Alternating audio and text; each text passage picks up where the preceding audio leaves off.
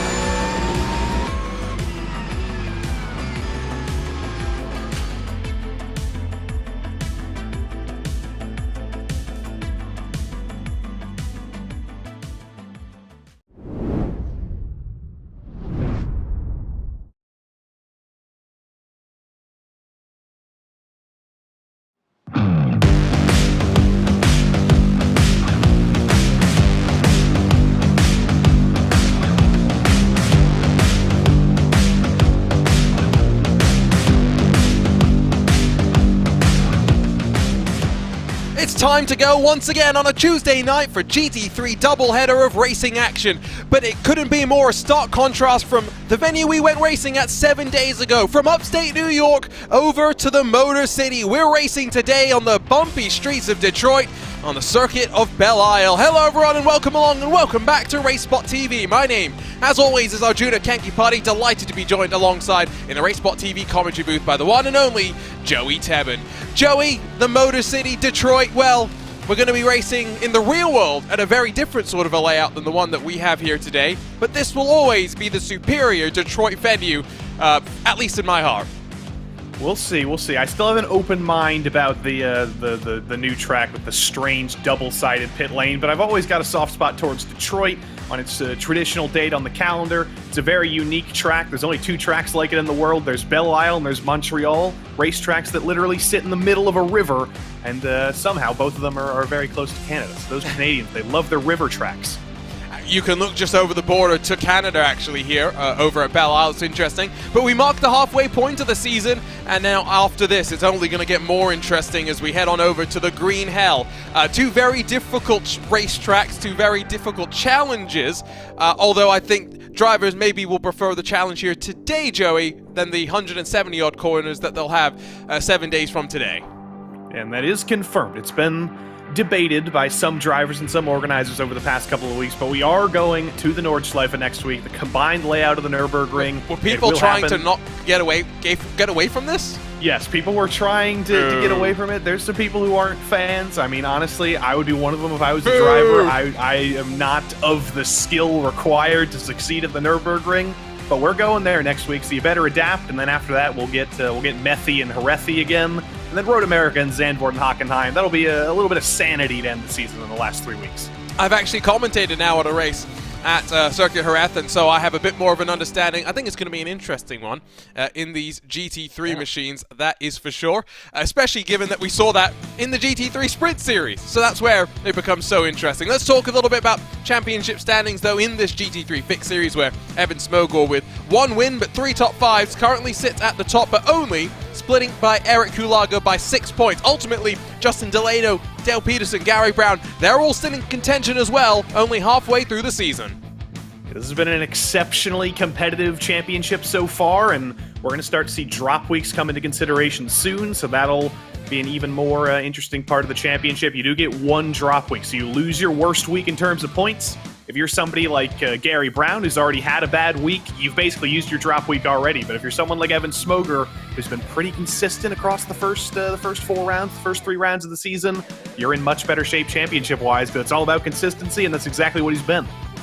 And so, also important to note that there's a variety of teams up in the mix in this top 10 in the driver standings, and so it's pretty close in the team championship as well. No one able to break away, just 7 points, splitting the Vulture Motorsports North and Lunatic Racing teams, although Flying Lion Racing, led by some of their championship contenders, and Vulture Motorsports South could still very much sneak their way on forward. I like a good team championship battle, the momentum going back in favor of Vulture Motorsports North last time out. We always say it helps to have those big numbers. So when you've got basically every driver who's been successful this season on your team, like Vulture Motorsports does, you're in pretty good shape there. But like I said before, Evan Smoger won the opening round of the season, has been very consistent for Flying Lion Racing in 3rd. Lunatic Racing have been on and off. Their lead driver, Colin McKenzie, has won in 1 week and then been 20th in another week. Luke Davis has been getting good points for them as well, and it's all evened out to a very, very close championship. It hasn't split up yet. It's an interesting championship fight, that is for sure. As the drivers roll themselves around the streets of Belle Isle for qualifying, we take the time to thank those that make this possible, starting with Advanced Sim Racing. Owned and operated by passionate sim racers, Advanced Sim Racing designs and builds the sturdiest and most durable aluminium profile racing simulation cockpits available in the market today. All PRL members also get a 5% discount on ASR products using the Precision5 coupon code. Racebox offers mid and high-end button boxes for sim racing enthusiasts, from the casual gamer up to the most meticulous sim racing driver. Competitively priced and carefully handcrafted, our button boxes are an enjoyable addition to any sim racing setup. Visit raceboxsimracing.com and get a 5% discount using the Precision5 coupon code. Butt Kicker products add incredible immersion and realism to every game. Feel every nuance and truly put yourself in the driver's seat. Mechasim Hardware is a small company from the Czech Republic, and their goal is to produce high-quality sim racing hardware. If you are looking for high-end pedal set, handbrake, or sequential shifter, visit Mechasim Hardware's eShop right now to get you up to speed. Marandus is a performance lifestyle brand motivated by motorsport and founded by professional race car driver Daniel Morad. For more information, visit marandus.com. And Ninja Trader, better futures start now. Trade the world's future markets with Ninja Trader. Visit ninjatrader.com to access unlimited free trade simulation. Qualifying here today, Joey, might be as important as it will ever be this season. Not just because the margins are razor tight, but because a start here at Belle Isle is asking for trouble. We've already seen drivers getting angry in qualifying this season, getting held up at some bigger tracks like Watkins Glen, where there's plenty of room. Now you find yourself in open qualifying with 40-plus cars at Belle Isle. Aero Urexoi showing there's already an absence of area to drive your cars with one car on track. You knock the concrete wall down a little bit, but you've got 40 other drivers around you. You're going to be holding some of them up. They're going to be holding you up. And somehow you got to find clean track here in the middle of the river. Most of the gaps through the field, hundredths, thousandths of a second. The only real time that inside of the top 30 we see a tenth of a second being the gap is between second and third. It's a quarter of a tenth of a second between Urexoi and Peterson 1 and 2. Gary Brown, who is now very much becoming Uptown Gary Brown, by the way, after very much inserting himself into this championship equation with his performance the last couple of weeks, being involved in contention as well. Going through a full second, though, in times, splits 25 cars at what is a very difficult and technical track with fixed setups through the field. That's been the case in both this series and in the GT3 Sprint Series this season, which has different setups, which has open setups. So it goes to show that the level of drivers in the PRL, it keeps rising, it keeps evening out, and it's one of the most hotly contested championships you can find on iRacing. Look a little bit further back to Mr. Greg Doucette, who has switched out from the Dazzle Camo Throttle Thursday livery to a livery that has a very soft spot in my heart. It's just plain highlighter yellow, very easy to differentiate. Thank you, Greg Doucette. Makes our life very easy. Now, don't forget that GT3 cars do come and race here in the real world, albeit with a smorgasbord of chaos that comes with an IMSA WeatherTech sports car race. as Greg Doucette, I think, is actually going to exit stage right, head his way down onto pit lane. We'll see if Pete Major can find some time in his Mercedes, powers his way to the line, and currently sitting 8th, will find upwards of 5 positions with a 1/10 of a second, and, well, what do you know? He's now 700th off of 1st and up to 3rd. How about that for a debut? There's a lot of drivers debuting this weekend for some reason. 4 rounds into the, or 5 rounds into the PRL GT3 fixed season. Pete, I believe it's pronounced Mejia.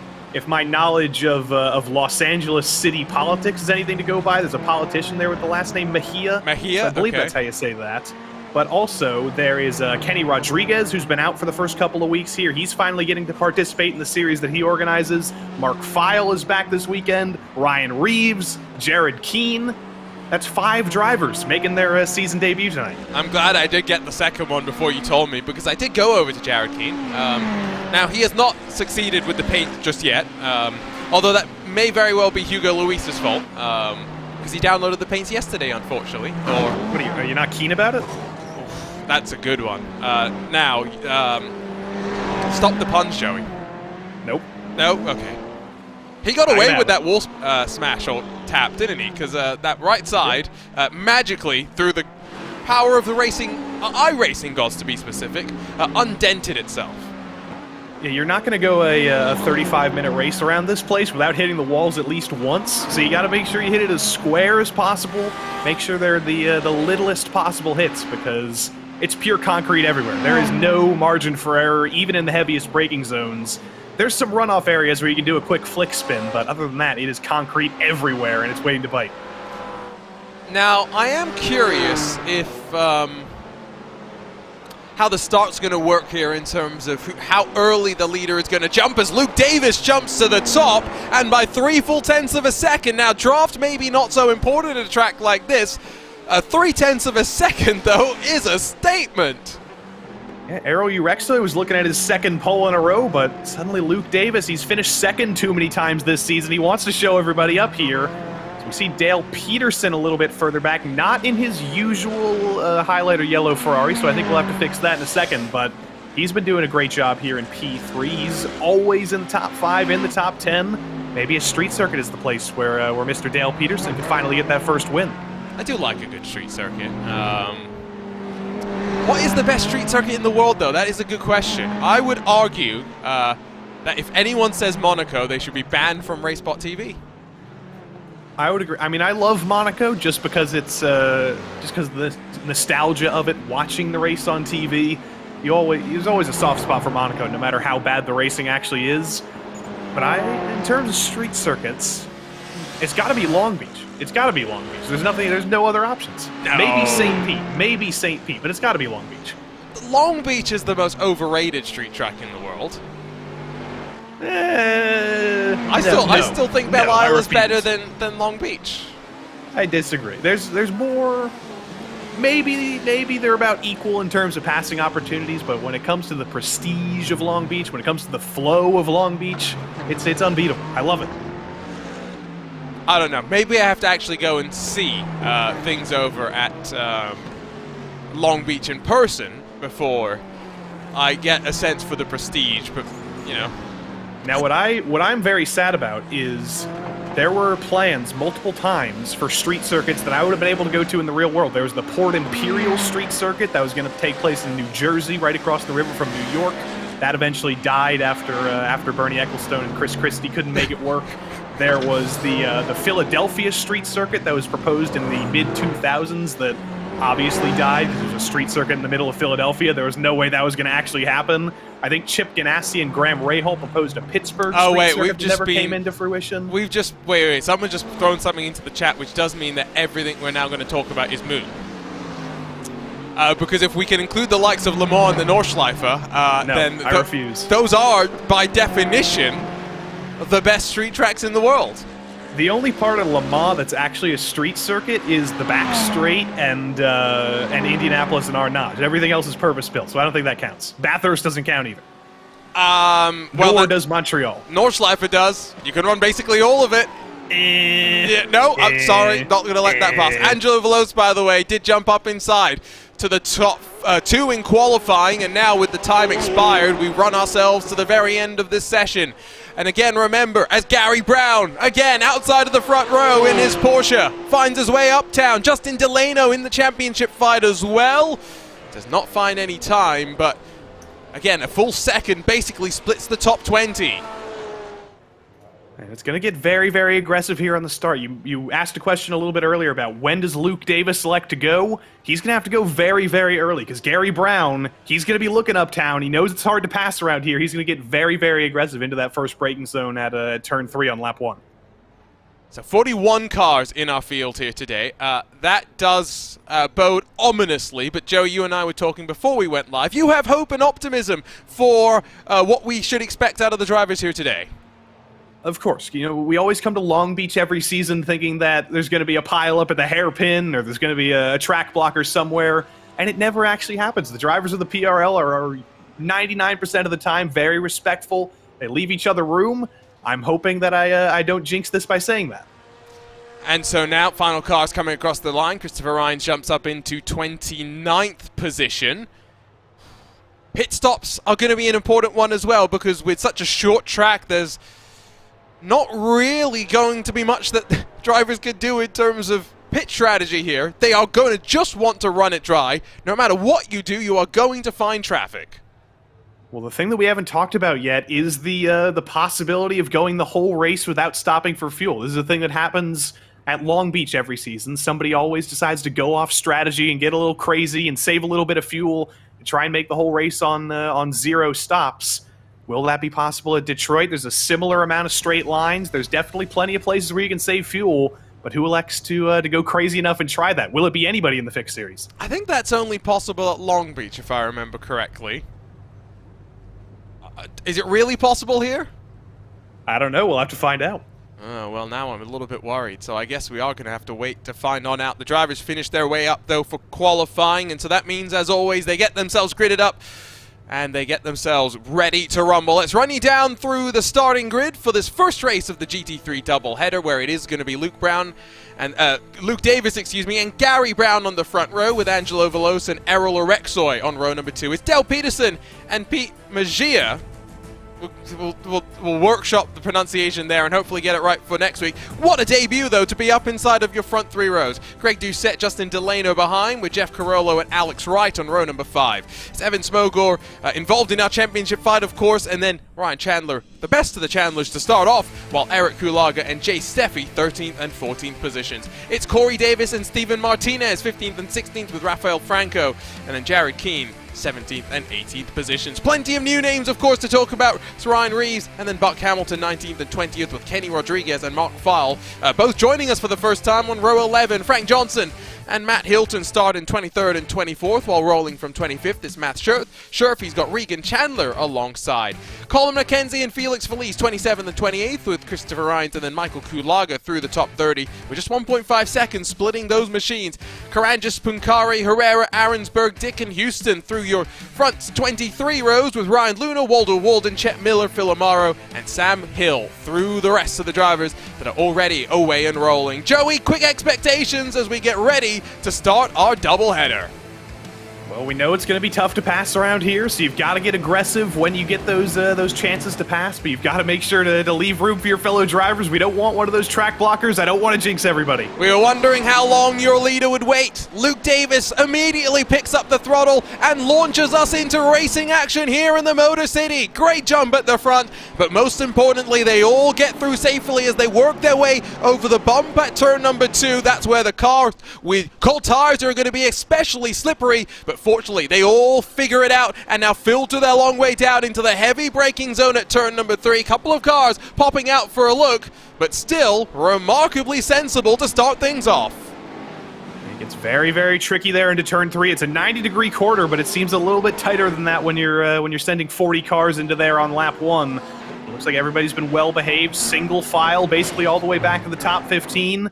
Now everybody's got to make sure to get those tires warmed up. Don't make a mistake on lap 1, because those concrete walls are right there. They're waiting to bite, and it looks like all the way back to P41, everyone's survived so far. And now down this back straightaway, it's into a heavy braking zone that funnels the cars into a single file formation, and so that's why It's so paramount to make sure you don't get jumped initially and swarmed on the race start, and inside of the top 10 they've all been able to do so. It's Justin Delano that's been able to grab 2 positions, the biggest of your movers inside of the top 10.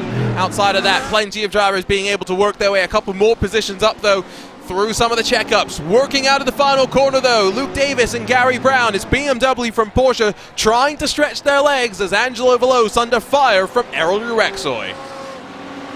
Now, I'm already thinking about the race at Watkins Glen last week, because you might want track position right now, but if you're somebody like Gary Brown or Angelo Veloz who can stick with the race leader on pace, you might not necessarily need or want to make the pass for the lead right now, as I think Pete Mejia just knocked down the concrete wall off of turn 2, and Jeff Carollo's around as well. And that is that bump at turn 2, and the McLaren, I would suspect, relatively susceptible to the rear end stepping around relatively easily mid-engine car, but it is also very, very light at times. Battle outside of your top 10 sees Rafael Franco and Jay Steffi sort things out with Corey Davis behind. But these early stages are the most treacherous, still getting those tires up to their operating window. This Belle Isle Street Circuit is right under the shadow of the GM building. You got those beautiful cylindrical towers, but these 2 Fords, they're doing a pretty good job. These 3 Fords, for that matter, doing a pretty good job with Eric Kalaga just outside of the top 10. Franco and Steffi making it a 3 Ford contingent here. I don't think any of them expected the Ford to be especially strong here on a street circuit, and they're kind of fighting it here. That's why none of them are in the top 10, but it's going to be a race of survival, and if the Ford can be stable for them, which is debatable at some points, they might be in for a top 10. They might be. End of lap 2, still no real breakaway out of your top 2. Veloz still hanging on to the best of his ability, but is starting to stretch out just a little bit as we take a look at the track map. Just note that the leader's in through turn number 1. The back half of the pack now struggling to work their way on through, especially difficult because there's a big cloud of smoke and Nicolas Herrera trying to find his way back around. There's not much place to turn around here. He's got to wait for basically everybody to come by, including Jeff Carollo, who spun earlier. So he's back to the back of the pack here. I also just noticed as the ticker was scrolling through, there's actually 6 new drivers in the field tonight. Brett Pancari is here making his PRL GT3 debut as well. And it's only been the experienced drivers that have been spinning and making mistakes so far. It's an easy track to fall a cropper of. Let's not forget, though, that the most difficult cars that do get driven around this track are Dallara IR18s, notoriously known for being compliant over the bumps.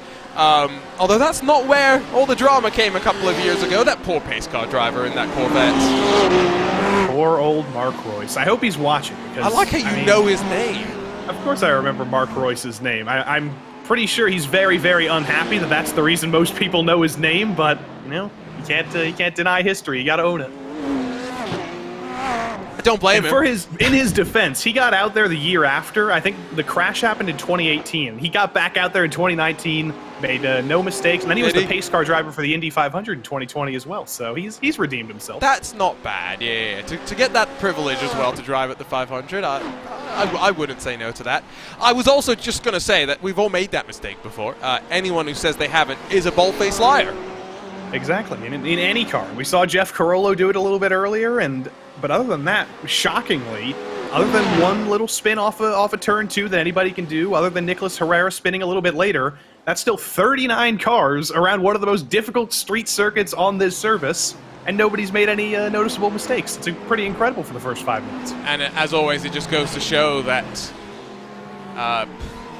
being patient can be important, but for the field of drivers here, just staying out of trouble can also be equally paramount at these race starts. Someone who's not staying out of trouble is Colin McKenzie, who's now down 13 positions, excuse me, and has plenty of damage on the front end. Oh dear. Colin McKenzie, I have a feeling he's going to be disappointed at the end of this season. There's still a whole second half of it to redeem himself, but he's had such speed multiple times this season, but it's been so up and down. He's either been winning races and sticking it on pole, or he's been a little bit deeper in the field. So he's clearly got a lot of pace here in this fixed series, but he might already be looking next season to try and redeem himself and put a whole season together. We do have some interesting tracks coming up after this, and I think they're tracks that are going to challenge the drivers. And we saw Jerez with the GT3 Sprint Series. We could take a couple of pointers out of that, of course, but First, they got to get through the Nordschleife. I'm very disappointed to hear that people were trying to avoid the challenge that is the best street track in the world. Was the track built first, or were the roads built first? Oh, that is a good question. Because that determines whether or not it's a street circuit. We would have to ask Peter Mackay, the resident expert. What time is it in Scotland? It's what, 2 a.m.? Let's call him up. Probably 3. Probably closer to 3. Yeah, why not? But I don't know. I'm trying to think, and I think the answer is they did the roads first. Yeah, then I would be inclined to call it a street circuit, but places like Montreal, like, you can go out and drive on those streets. You can take your bike around the track in the summer, but it's a racetrack and they just happen to open to the public. You cannot call Montreal a street circuit no matter how close the walls are. No, I agree. Now, okay, does Singapore count as a street circuit? Absolutely. Okay, I'm just making sure, because with some of these people on RaceSpotTV, you never know, especially the ones... They're all roads. They're all streets. Well, no, I mean, remember, there's the purpose-built section in Turn 1, but, you know, other than that. Remember, Ewan O'Leary has suggested that we should repave parts of Sebring, and so therefore I have to always ask, as Alex Wright puts up a big old puff of smoke through the final corner, and he's going to drop down to 13th, although he's able to gather up and go in his BMW, and just that penultimate corner, which is so awkward at times, almost catches him out once again. I think him and Smoger came together down there in Turn 3. That may have been the cause of that, or not Turn 3, rather, at the end of the lap. That might have been the cause of a little bit of that argy-bargy, but well saved by Wright. He did get righted by, I think, Franco behind him, so he got a little bit of help, but he's okay. Could be worse. Could be far worse. Let's start our cycle through the replays then, with just about 10 minutes done, or just under 10 minutes done.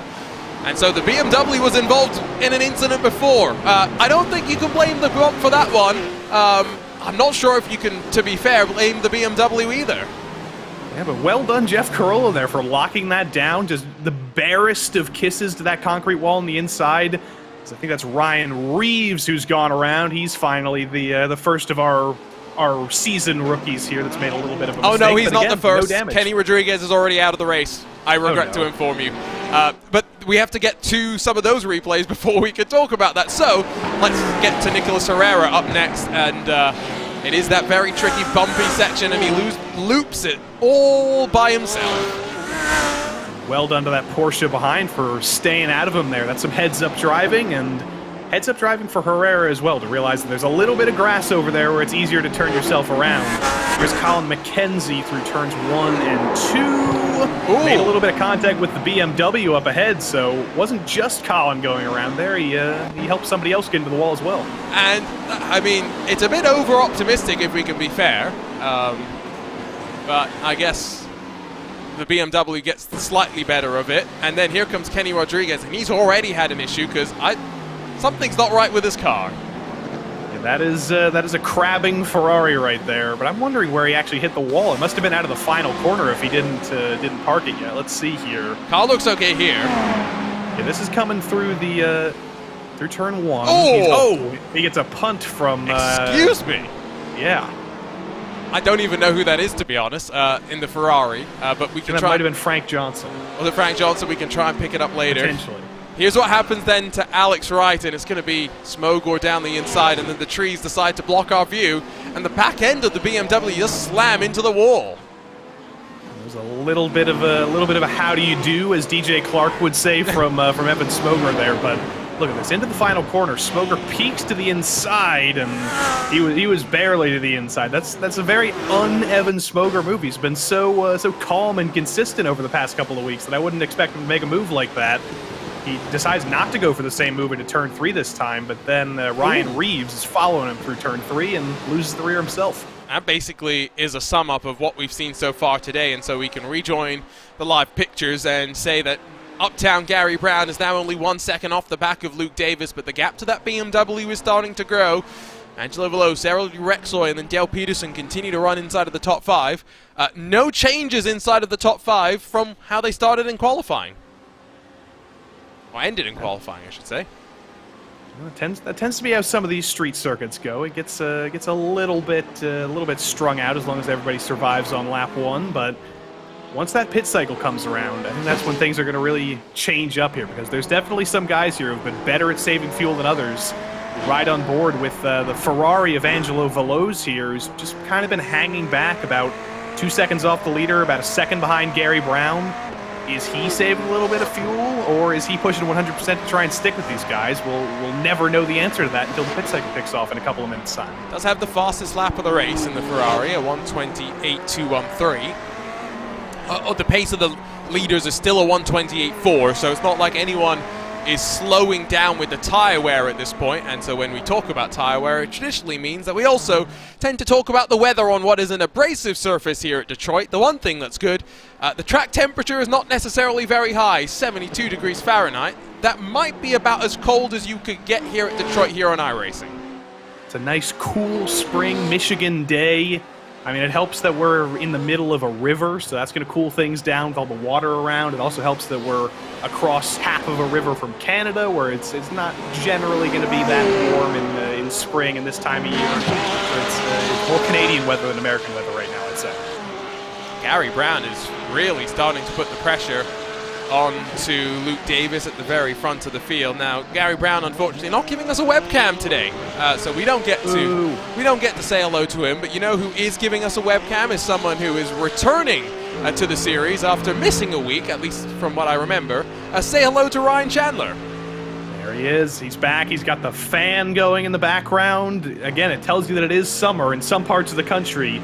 Here in Pittsburgh, it was summer for about a week, and then it decided to be 40 degrees today. So that was a harsh awakening that it's not actually summer yet. But look at Ryan Chandler enjoying the heat, sweating on his iRacing rig for the first time of the summer. What a tradition. It tells you that spring is sprung.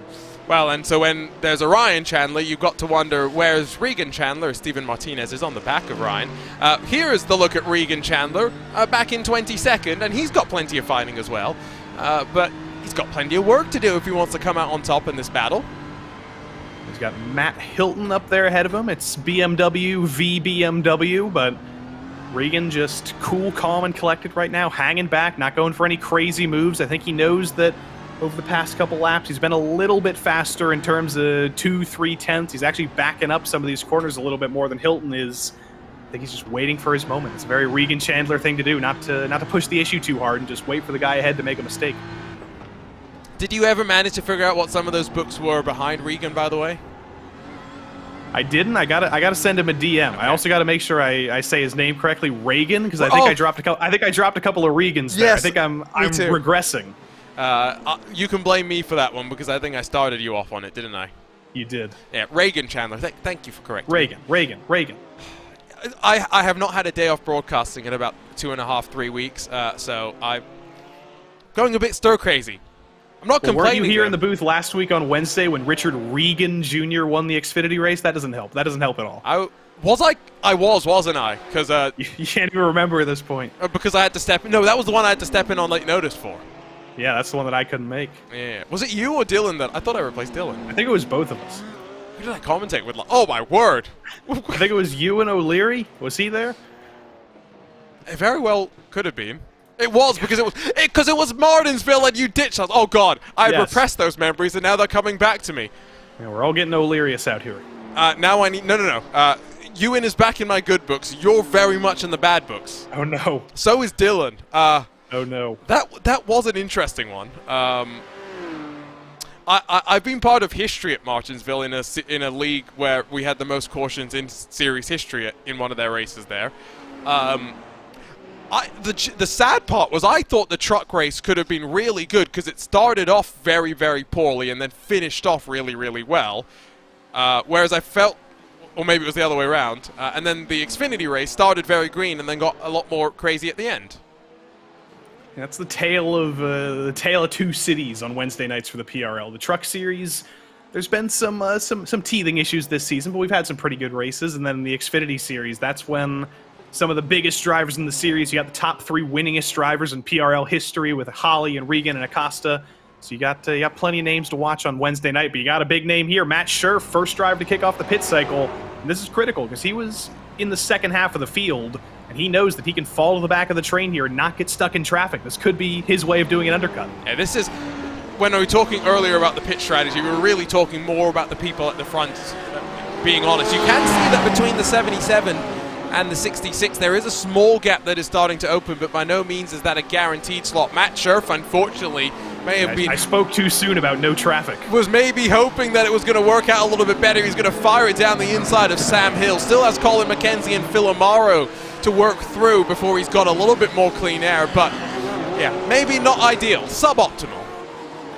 Colin McKenzie is a good driver to be behind, not when he's trying to go for a dive on Phil Amaro, though, because we know McKenzie's faster than Scherf around here. He was faster than him in qualifying, I believe, so he might be a good rabbit to chase, but they got to pass Phil Amaro, they got to pass Ryan Luna up the road. There's a lot of traffic here for Matt Scherf, but Evan Smoger in another Porsche is deciding to follow him in. Hopefully he's actually found a gap on track. I don't think he has. I am a little bit worried for Evan Smogor, but we will have to wait and see. We will track his progress, but we'll also just see how much pressure Gary Brown is putting onto Luke Davis while pulling away from Angelo Veloz. It's a remarkable thing to see. Short pit stop for Smogor, of course, just 10.1 seconds, and again, maybe not working out exactly as expected. Yes, he's got a bit of buffer, but if he's got the same sort of speed as anyone in the lead pack, then he's going to be with some slower traffic right now. Yeah, Smoger, this has not worked out for him. That's Trevor Houston up ahead, then Brett Punkari and Jason Ahrensberg, all of whom don't quite have the pace of Smoger here, so he is in traffic city. This is not going to work out for him unless everybody can, or unless he can clear those three drivers ahead of him. But with Luke Davis and Gary Brown up front, I think Luke Davis might be saving a little bit of fuel because he was absolutely faster than Gary Brown for the first 10 minutes or so of this race. And then he said, you know what, maybe I do need to save a little bit of fuel to even things out with Gary. Remembering back to Watkins Glen last week when Gary saved more fuel than anybody to take the lead. So maybe Luke Davis is doing a little bit of strategery here. As Colin McKenzie exits pit lane and almost ends up right in the battle. Veloz flashing the lights, trying to get the Lunatic Racing car out of the way as they work their way into turn 3. Now Steven Martinez the next to pit in his Porsche 911, and so as we work towards what would be past the halfway point of the race, should see most drivers in within the next 5 minutes, you'd think. I'm interested to see if Steven Martinez works out, because it's been 2 failures so far with Smoger and Scherf pitting, both ending up in traffic. But Punkari's going to follow Martinez in as well. Right on board with Gary Brown down the back straight. And here is Mr. 53, Mr. Steven Martinez coming out of the pits. Has he found clean track? No, he has not. He comes out right behind Jeff Carollo and Chet Miller. So again, pitting early has not worked out very well for anybody.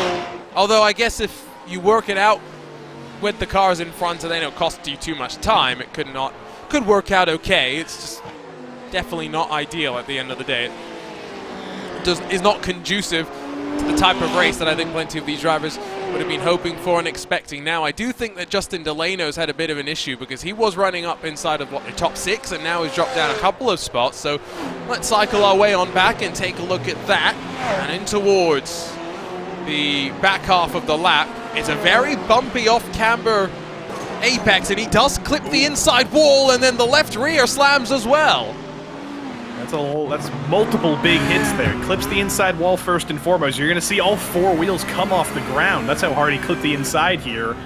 Go into the right-hander, bonk, and then there's nothing you could do at that point. He's lucky it was a tiny hit to the rear, and then another tiny hit to the right front. So I don't think he's going to have much damage from that, but you can't get much closer to the wall than that. And Gary Brown as well hit the wall coming out of the final corner, coming out of the second to last corner, rather, on the last lap. So everybody's playing with these limits. We talked about this earlier, and I think you said it best, that if you're going to hit the wall, you have to do it square. You've got to make sure that you try and get those contact points in such a way that the iRacing gods are going to smile on you with this newer damage mold that, of course, these GT3 machines do have. We're not just going to check out this battle for the lead, but Delano still holding relatively strong, and the damage doesn't appear to be too bad, so that might be the most resilient Porsche 911 that's ever come out of the factory, barring the rear wing that is decidedly knocked in.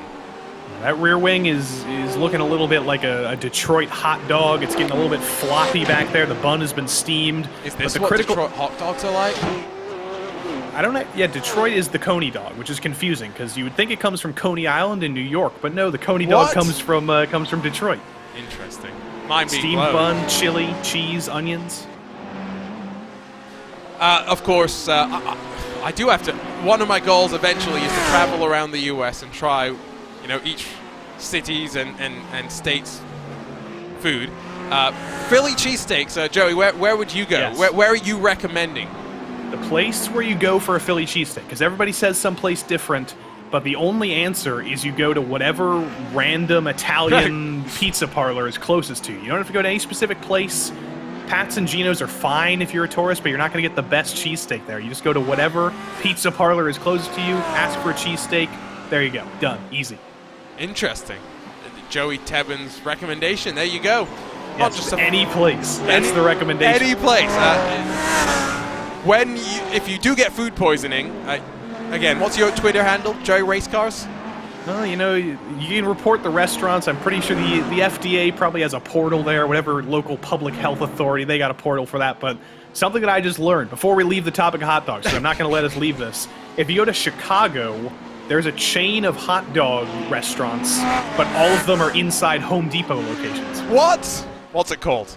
It's called Frank's. It's called Fix and Frank's, and it's not a Home Depot-owned company. It's a completely separate company, but they just happen to set up all their shops inside Home Depot locations in Chicago. There's like 20 of them. That is wild. That is absolutely wild.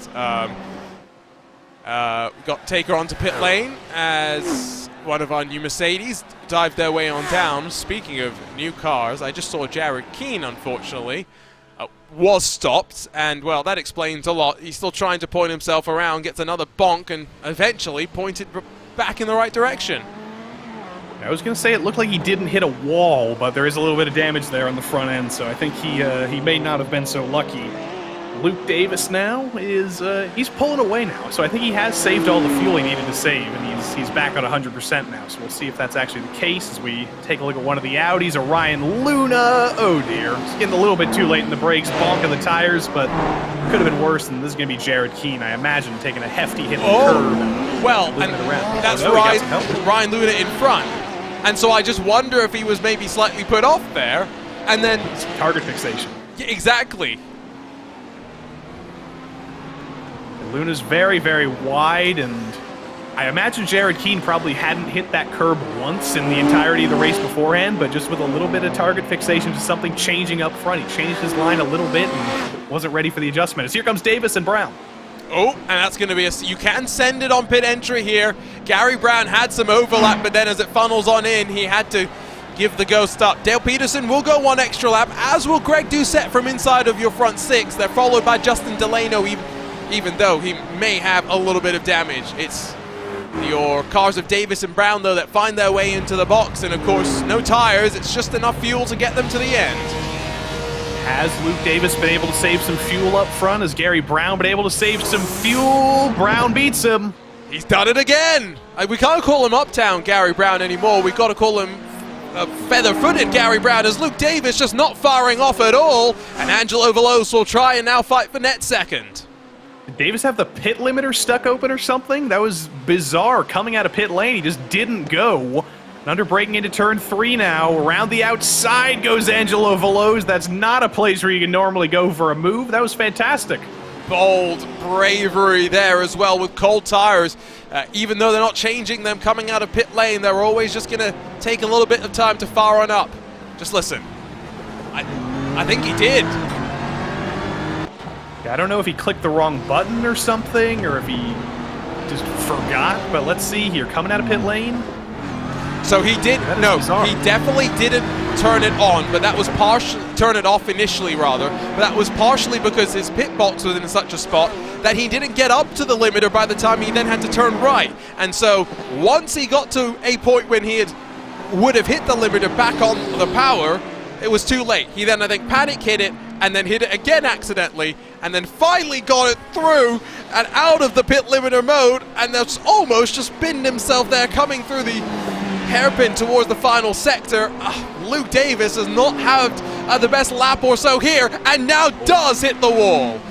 Yeah, he's getting rattled. I think he did hit the wall earlier as well. He bounced off the tires, but this is definitely a driver who's getting a little bit rattled by that mistake. He's got to get it back in the rhythm here and make sure not to make even more of those mistakes, because once you get held up, once you get stuck on that one mistake you made, they just keep stacking up. Dale Peterson has jumped up to second by virtue of a short pit stop and going longest of them all, but Veloce and the fellow Ferrari up the inside, and with confidence after that move on Luke Davis, Angelo Veloce up to second. This is going to make Gary Brown very, very, very happy, because a 3.5 second gap is almost insurmountable around here unless Gary makes a mistake himself. And these two aren't done fighting. I think Dale might think that Angelo's a little bit faster, might be willing to stick behind here for just a moment and see if he can bring the gap down, but Gary Brown has been faster than all these guys all race long, so it's going to be very, very difficult to bring that gap down, and Dale might just be in a fight for second here as they're both checking each other up. Here comes Davis. It all just concertinas up, and they stretch back on out as Veloce able now to get back onto the power in towards that hairpin where Davis was struggling just a couple of laps ago. You can see Gary Brown at the front of the shot, just well and truly now running his own race. It's going to be 8 or so minutes left in this one, which with the lap times translating at about 90 seconds means that if I do the commentator's math, I believe we have about 5 laps left to go, maybe 6. Something like that. I cannot trust any math. You know what they say about Detroit? You can't have anything in Detroit, and you especially can't have math. You never trust it. But is that why American cars will suck? Probably. I was trying not to make the joke, but it was right there. Let's go back in the field and check on in with our Battle of the Chandlers, because that's always a talking point. Ryan Chandler has lost 4 positions, but still runs the best of the Chandlers, I do believe, because Regan Chandler is in pit lane and may have had a crash on the last lap. Oh dear, poor old Regan Chandler. Oh, I did it again. It's always got to be one of them. It seems like we've had so few races where both of the Chandlers actually finish. They've been trading their luck here. I guess that's something about that brotherly bond. Something goes wrong for one brother, it's got to go wrong for the other one in the next week. I will say, though, they maybe have my favorite liveries in the GT3 fixed field. They are very beautiful. It's like, I'm trying to think of what I can compare them to, but I don't even know. It's just beautiful, bright blues and magentas. It's candy colored. It's the spec map that really works for me, as we get a wonderful little aerial shot, drone kind of shot in towards this middle and final sector of the lap. Did you ever get a chance to go over to Belle Isle, Joey? I did not. I've never been to Michigan in my life. I don't know if I'm missing much, but I've never been to that state. I want to go to the Upper Peninsula of Michigan more than I want to go to Detroit. I was going to say, I think there are some places in Michigan which are maybe more interesting and have more things to do. I'm sure it's an interesting place. I don't share your optimism about the new track, but I'm willing to be wrong. I guess we'll find out next year. Or is it this year? Damn. I mean, if the organizers of it is this year, if the organizers are listening, Arjuna and I would be happy to take an all expenses paid trip to experience the track for the first time. I will drive myself there if needed. Arjuna can pick me up on the way. It's kind of out of the way, but you know we'll make it work. Well, just add an extra 10 hours to your drive. Exactly. I mean, at that point, we might as well, right? Yeah. 5 minutes left. 5 minutes left to go. Velo's closing on Gary Brown.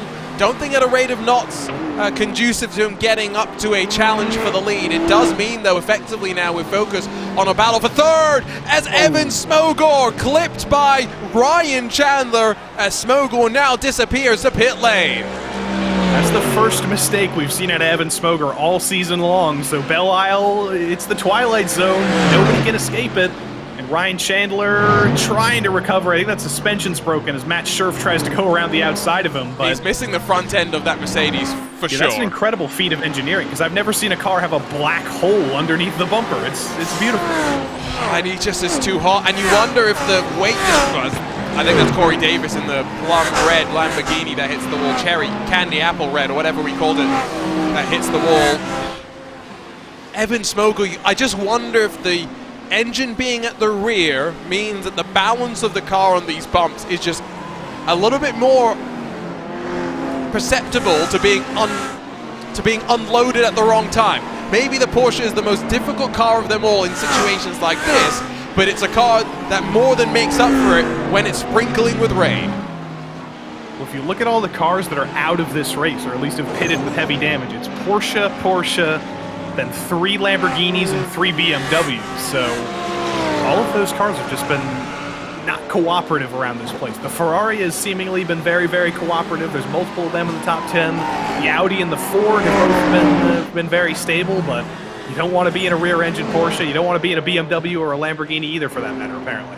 Well, Porsche does lead. Just remember that. Gap is regrown up to Angelo Veloce, and so is Uptown Gary Brown sweeps through those final 2 right-handers, very gingerly keeping himself out of the wall. He's going to cross the line and take 3 laps to go for what would be a 3rd victory this season, and a 3rd consecutive victory if memory holds. If memory holds indeed. Now I'm thinking, because he won last week. Did he win the week before in round 3? Sure he did. Let's see, Red Bull Ring. Yes, he did. So 3 in a row. Oh, yes, I think that was a lapped BMW getting turned to the background by Eric Kalaga. No, that was Mejia. And that's a big slap into the wall for Mejia. And, yep, as Phil Amaro is pointed in the wrong direction, indeed 1 lap down. Belle very much having the incidents that we expected, but overall, I think we've been pleasantly surprised by how clean it's been. Something that's not clean. Did you see the left side of Angelo Veloce's Ferrari there? It's all scraped up, so he's still pushing at 100%. But let's see what happens between Mejia and Amaro. Mejia trying to go around the outside of Amaro there. I don't think you can put much blame on Phil there. He was trying to get out of the way, but Mejia just tried to go around the outside, and the gap closed up.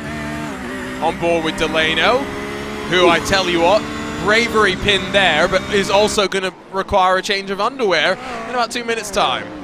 Just a couple of extra chicanes after turn 2, no big deal there, but Pete Mejia is very, very lucky. He doesn't have much damage. I think he's lost the front bumper of that Mercedes, but other than that, it's pointing straight, and he's only got 2 laps to survive, and he'll still get a top 10 in his debut, so not could have bad. been far worse. Yeah, not bad overall.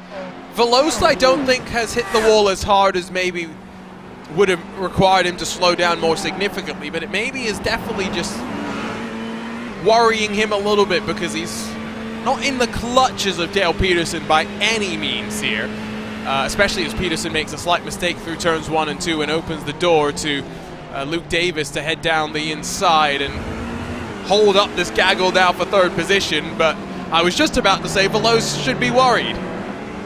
He's pulling away with a rate of velocity right now, but Dale Peterson has been so tentative for some reason. He let Angelo Veloce go for that dive bomb.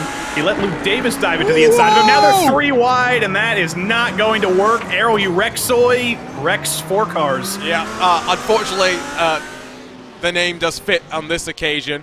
And it was always going to end in tears. Guess who's just taken a podium spot, by the way? Justin Delano. And look at Greg Doucette's on the scene as well, and Eric Kalaga, who is outside of the top 10 for the longest time. He's not out of the fight for the podium as well if he can have a great last lap. It's one of those tracks, isn't it, where expect the unexpected at the end of the day. Here we go. I mean, let's just go ahead and straight away take a look at this, and it was just checking all up. Errol Urexoi maybe thinking that he had an opportunity to sweep on by, and especially knowing that they were losing so much time, can maybe understand that he was trying to set something up, but it's a corner that funnels on in, and was there contact or not? We'll have to take a look at the helicopter view, I think. I'm like 99% sure there was. He's behind Peterson. There is. There's definitely contact. And to Urexoi's defense in a little bit, Davis did brake far, far earlier, I think, than he expected, but still, there was not a gap there. There was quite the dive from Mr. Urexoi, and unfortunately, 4 drivers in the fight for the podium. They're all out of it. Here's one more look in slow motion from up above. I was wondering if there was netcode. That's what I was trying to figure out. Unfortunately, we could not give that benefit of the doubt. Dale Peterson gets a smack. Lamborghini takes a wallop as well, but we're on to the final lap, and Angelo Veloce doesn't have to worry. And Uptown Gary Brown on course for 3 in a row. He's got the Pro crossed out on the back. I think we're going to have to make sure he updates that for next week. Yeah, we may have to see Gary Brown do a Michael Terrafino and end up in the Sprint Series next season, but like I said, the championship's not won yet. He's certainly shown himself as the favorite right now, but there's still half a season to go. He's got to keep up the rhythm. There is a long way still to go, especially knowing that he's already effectively used one of those drop rounds. But Gary Brown will power out of the final corner and make it 3 in a row on the streets of the Motor City. Gary Brown conquers Belle Isle once again with a fuel-saving masterclass and managing that Porsche all the way to the very end. Angelo Veloce does enough to grab second, even with some damage on his machine, and Justin Delano, after being in the wall early doors, holds off Greg Doucette with what may be some damage in that Lamborghini. And Eric Kulaga, a Ford, will be delighted to be represented in the top 5 with a car from a previous decade. I'm doing some math in my head right here. With Evan Smoger not finishing the race, with Gary Brown being in 5th in the championship coming into this race, I think Eric Kulaga might take the championship lead after this week in the Ford. We have a Ford that leads the championship potentially. Go back a year ago and tell anyone in iRacing that, Joey. They would laugh you out the voice channel. It is the car to have. And Rafael Franco in the top 10 of the Ford as well. Jay Steffi, unlucky 13th, but still 2 Fords survived this thing. Wait for the final couple of cars to straggle their way across the line. 41 started, 25 finish on the lead lap, and I think in totality we come close to still seeing the majority of the cars finishing up this race. So that is a great sign to see. Even the beaten up Audi of Colin McKenzie comes across the line in 25th position. And let's not forget, this was just a preview. We've got another 40-minute race with open setup still left to come. It is 40 minutes, right, just to confirm, because we got confused. Yes, it is 40 minutes this week. This is not one of the IMSA races. It'll be 45 minutes in Barber in a few weeks' time. Okay, I'm just glad. We were very confused last time, so wanted to make sure we got that out of the way, Joey. We got our format sorted, finally. We know it's Barber. We've already got Jerez out of the way, so that confusion's done. I think we're good. We're set.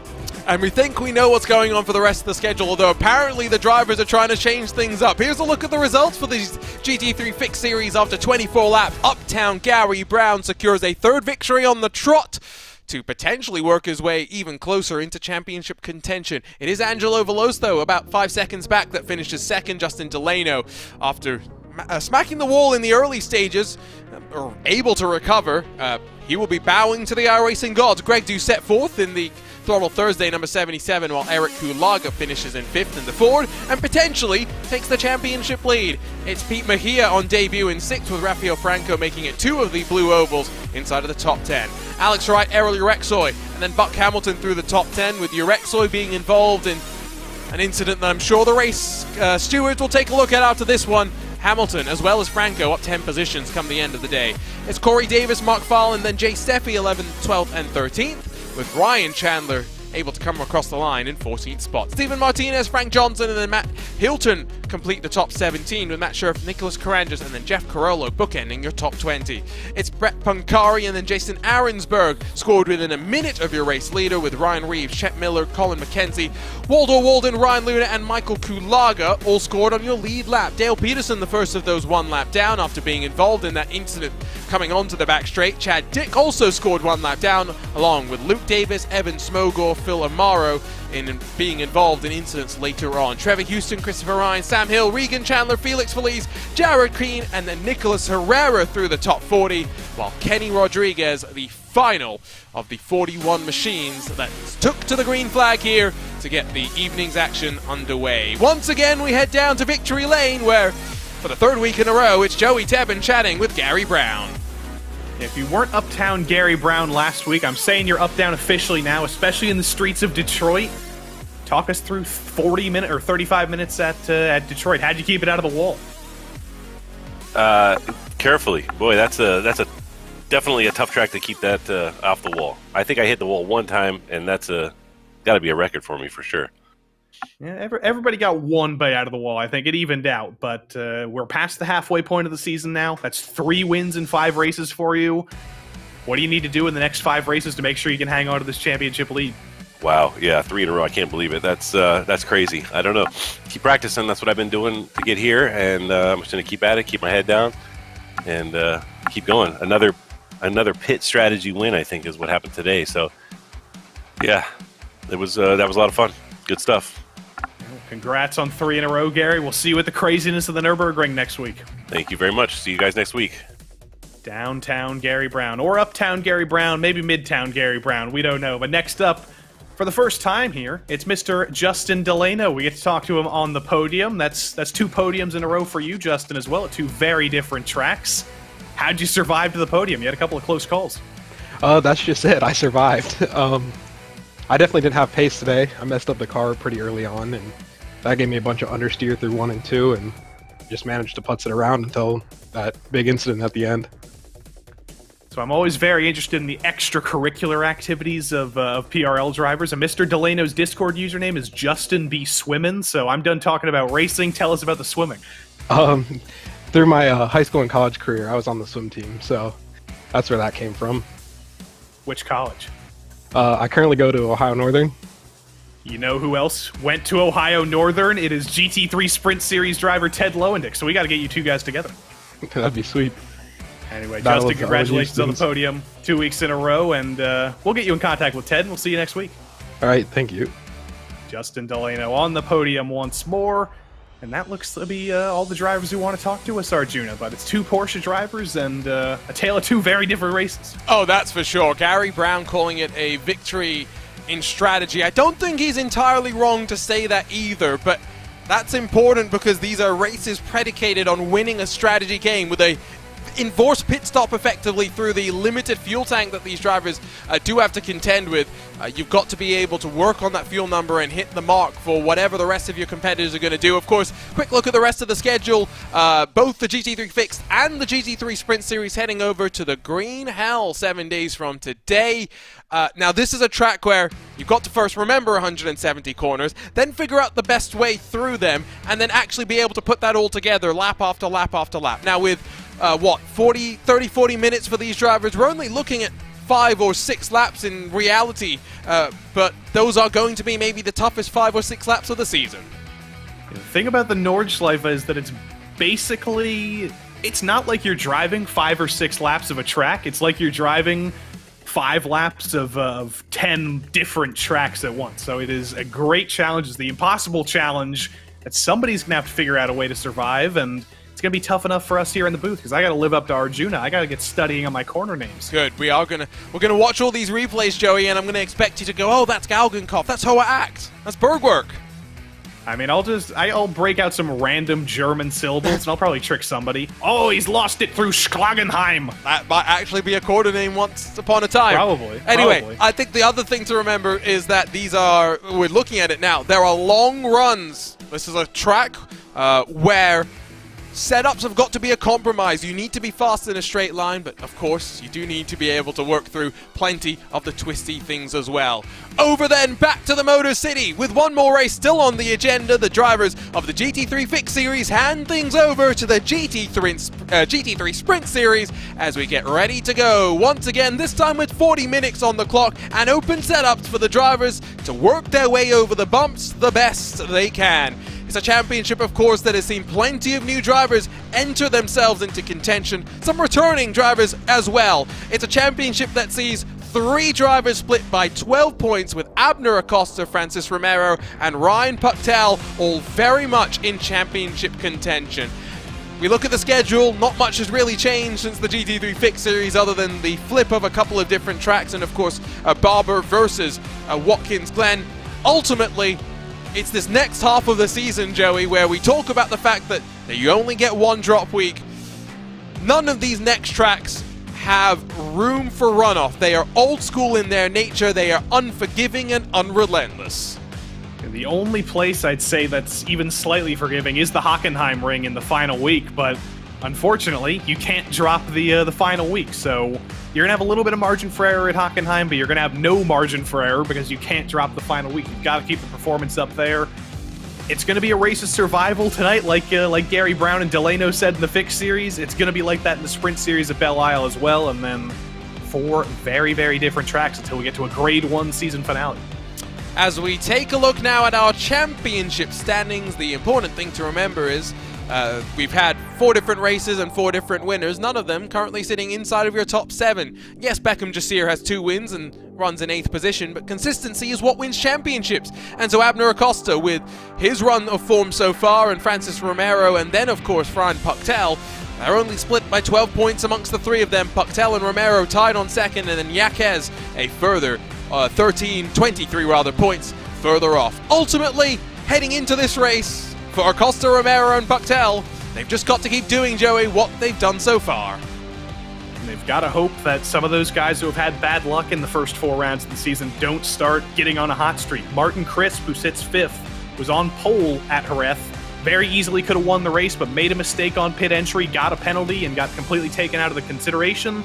Andrew Waring did the same thing, down in 9th after winning earlier this season.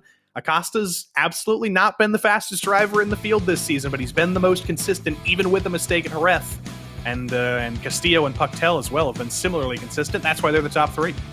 Of course, when it comes to a Drivers' Championship, that means there's a Team Championship to talk about as well. And it is here that CRT Purple have now leapfrogged over Precision Racing Esports to grab a hold of the championship advantage. CRT Blue in the equation as well to make it 2 of the CRT teams. All SimSport tied on points with SimCity Racing as ever. Just 2 drivers for SimCity Racing, Sean Dickinson and Martin Crisp, representing the team strongly. When it comes to Precision Racing Esports, Abner Acosta is running very well, but it's maybe fair to say Boris Ovando has had 1 race victory, but himself and Elliott White have maybe not been able to be as consistent as the Tire Whisperer. And both of those guys, Elliott White and Ovando, were not here last week at Jerez, which was a big hit to Precision Racing Esports. Acosta was essentially a 1-driver team. Meanwhile, the Seabow Racing Team, which is what CRT stands for, it's not Cathode Ray Tube or anything else, they've had an absolute armada of drivers showing up, and even when their lead driver, Juan Malagan, got disconnected from 2nd on the grid, they still got the most points of anybody. That's right. I forgot that happened because Jerez was just that crazy. Let's not forget. That was definitely one of the more interesting races that we've seen so far today. Once again, drivers working out for open qualifying, and we saw that inside of the top 5 or so positions, not much really changed until it all started to change. We'll see how crazy it is going to be this time around. It is Scott Kimbrough in an Audi that leads. He's got Martin Crisp and then Sean Dickinson that sits 2nd and 3rd position. So SimCity Racing have definitely shown up with some speed. However, with open setups, let's not forget, there is 4/10 that splits Scott Kimbrough from the rest of the chasing pack behind. I cannot see Scott Kimbrough's name without thinking of Kimbra, of somebody that I used to know with Gautier fame in 2012. That bears no relevance to Scott Kimbrough's poll right now, but it's been on my mind for the last 4 weeks, so I had to get it out there. It's better than one of your puns, I guess. It is. I'm looking on the bright side. Abner Acosta jumps up into the top 7 in his Precision Racing Esports Lamborghini and immediately pulls to the left, bonks the wall and says, "Take me back to pit lane for a fresh set of boots." Especially important because this is an open setup series where these drivers do have the luxury of being able to put qualifying specific setups onto their car. Arnaud Genet in the Unit SimSport car up to 3rd. He's only 6,000th off of Martin Crisp to make it now 3 Audis on the podium spots. It's been a great past couple of weeks for Arnaud Genet. Came so close to winning at Jerez last week, but couldn't break down the dominant lead of Beckham Jasir. Had a bunch of chances, couldn't quite make the move, but he's coming into this week hungry. He wants to get back to victory lane for the first time in many, many seasons. This might be the place he can do it. Boris Ovando crosses the line. Looks like a little bit of improvement, not much, and he's going to take the short way back to pit lane. That is a creative way to get out of the way, I'll be honest. I have not seen that one before. Here's Beckham Jasir, by the way, who has had a mixed run of form, as he's going to take his reset back to pit lane as well. Mixed run of form in this series. Now, GT4 has been going pretty decently, but were you watching yesterday, Joey? I was not watching yesterday, but I did see that his win streak was broken. He had I think he had a bit of a brain switching off moment for a second there. No. Yeah, up the hill, up to turn 2 and 3. Things went wrong as Martin Crisp going to bail on his lap early doors there. But the form that he's had in GT4 have not necessarily always translated over to the GT3s. It's been a very, very uneven season. He dominantly won the opening round. He won last week at Jerez. And look at the results in the middle 2 races. In round 2, I don't even know if he finished in the top 10. He didn't. He was outside of the top 10 somewhere that was very deep in the field. And then in round 3, it was a very unremarkable result for him as well. So there's a second half of the season coming up. Now is the time where you've got to start getting consistent, and P15 in qualifying, that's not going to be the consistency he needs right now. Again, though, it's just because those margins are so tight through the field. There's 4 tenths between first and second, 2 tenths between fifth and sixth. But outside of that, there are hundreds and thousands again that split all the drivers. It is as close as ever. Francis Romero, again, tied on points, second in the championship. He jumps up to sixth. Scott Kimbrough's going to get himself underway for a lap. Let's jump on board with the Audi and ride with him through turn number 1. I think it's already effectively over because I'm pretty sure I heard him crotch the wall as he crested turn 2, but sets up on the left-hand side. Braking early, you can clip that curb on the right to induce a bit of extra rotation, and just look how it hooks the Audi. Now into what is a flat entry through this first part. Got to be a bit more careful with what raised curb.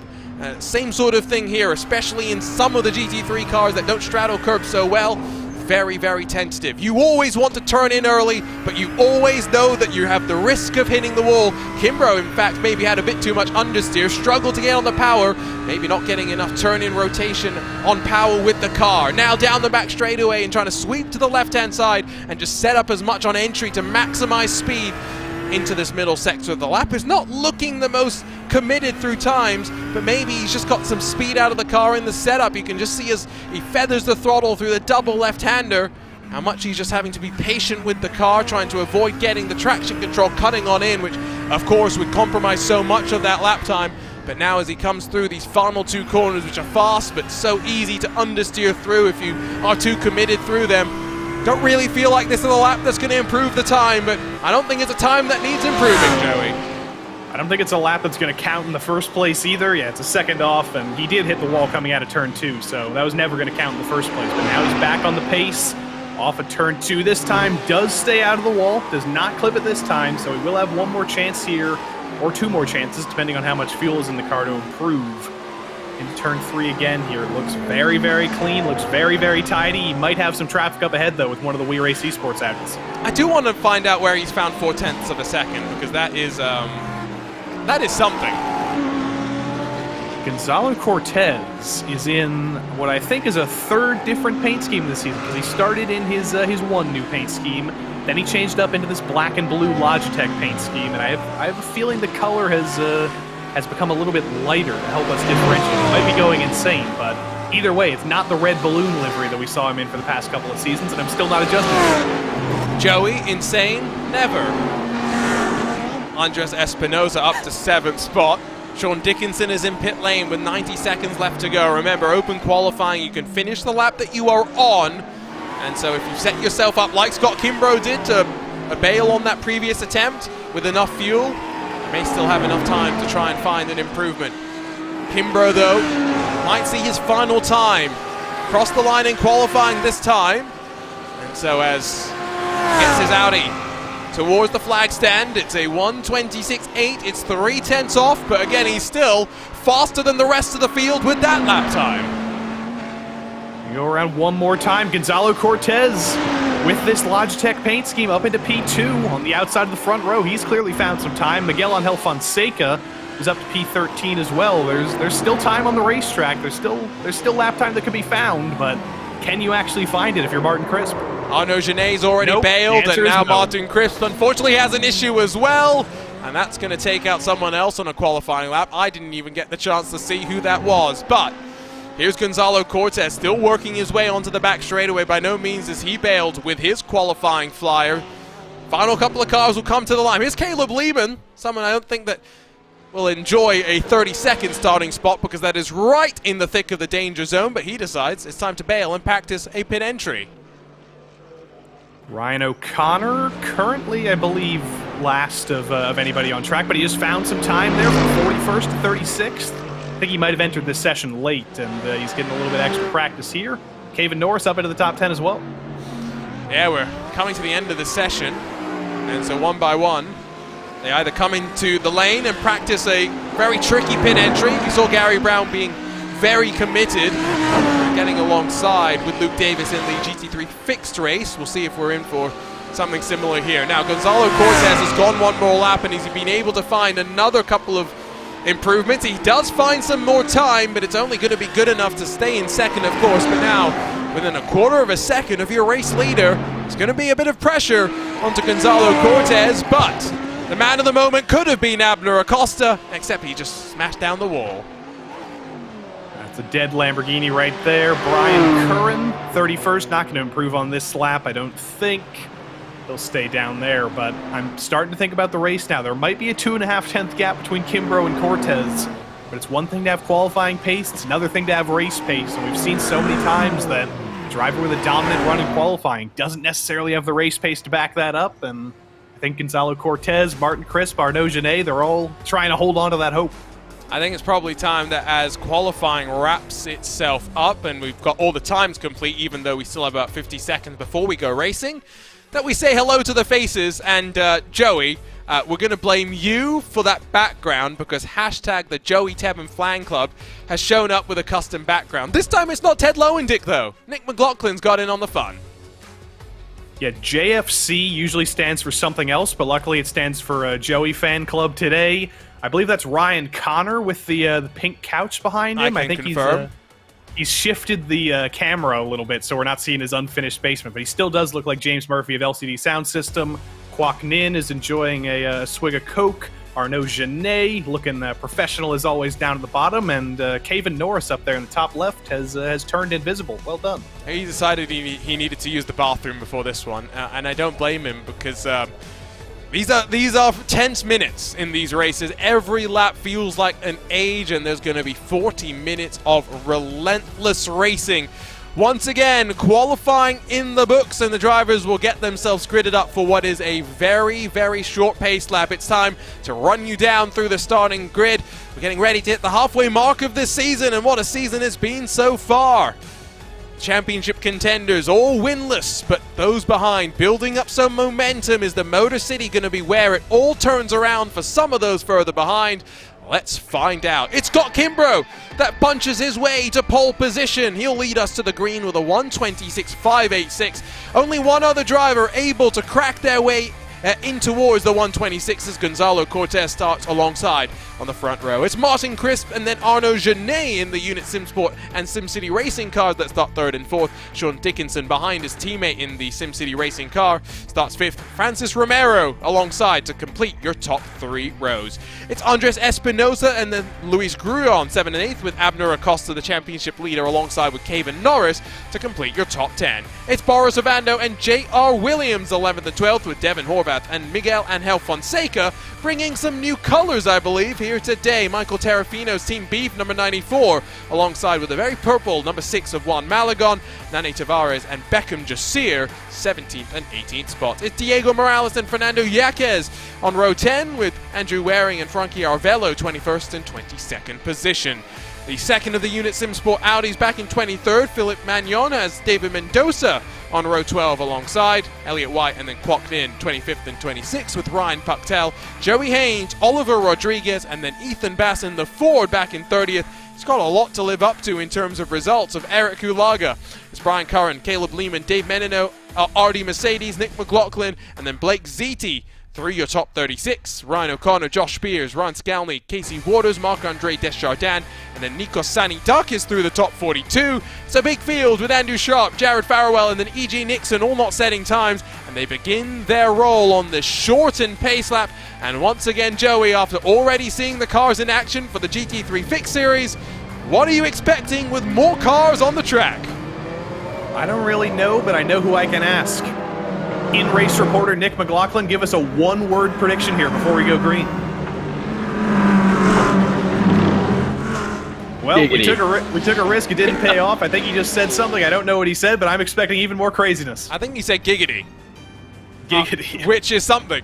Now, we saw an early jump before, and once again, Scott Kimbrough fires the throttle early to get us racing in the Motor City for the GT3 Precision Racing League Sprint Series. Side by side for third position, and Arnaud Genet going to get bullied on past by Martin Crispin, the SimCity Racing Audi. Crucially though, once again, over the crest at turn number 2, no drivers with their cold tires, slip and sliding around, and as they funnel now into that braking zone at turn number 3, still Crisp holding on to third position, Genet, Dickinson, Romero trying to sort it out behind them. It's Scott Kimbrough that leads them into the middle sector of the lap. I think I saw somebody off into the runoff area at the back there, so it hasn't been entirely clean like it was in the fixed series, but in general, pretty clean to the back of the field here as everything up front gets stratified single file, a little bit of side-by-side further back, but it's looking pretty similar to the fixed race. We're seeing a lot of single file here as everybody just tries to find their feet. If you're wondering what the weather conditions are for today's race, well, it's a little bit warmer in terms of air temperature, but track temperature still pinned at 72 degrees Fahrenheit.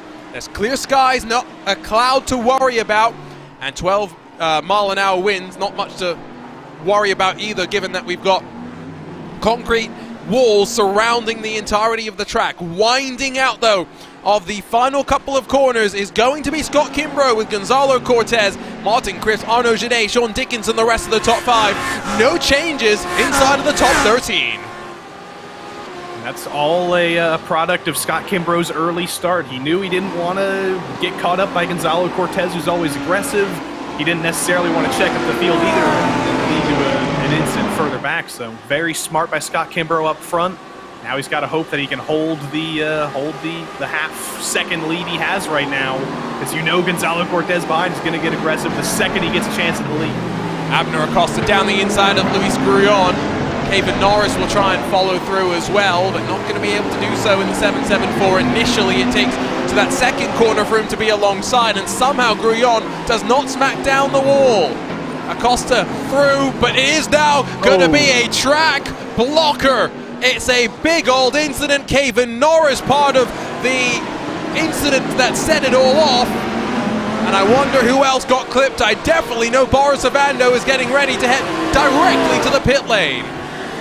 Boris Ovando is donezoed there. I think J.R. Williams may have been involved. That may have been a separate incident, but Terrafino made it through. That was very smart driving from Michael Terrafino there. If we ride on board with him when we get the chance. He got on the brakes instantly, made it through with no damage, so very well done to our fixed series champion from last season, but poor old Kevin Norris. One mistake, and everybody behind him comes piling in. That's Luis Grullon to the outside.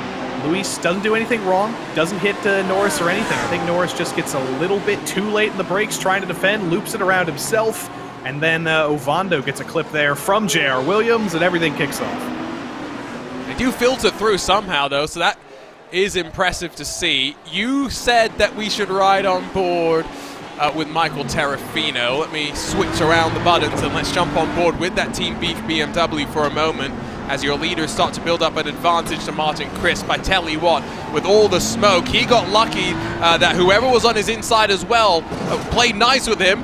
Terrafino, after all of that, though, then decided to hit the wall. I would love to keep talking about that, but we've had a second big moment, this time after turn number 2.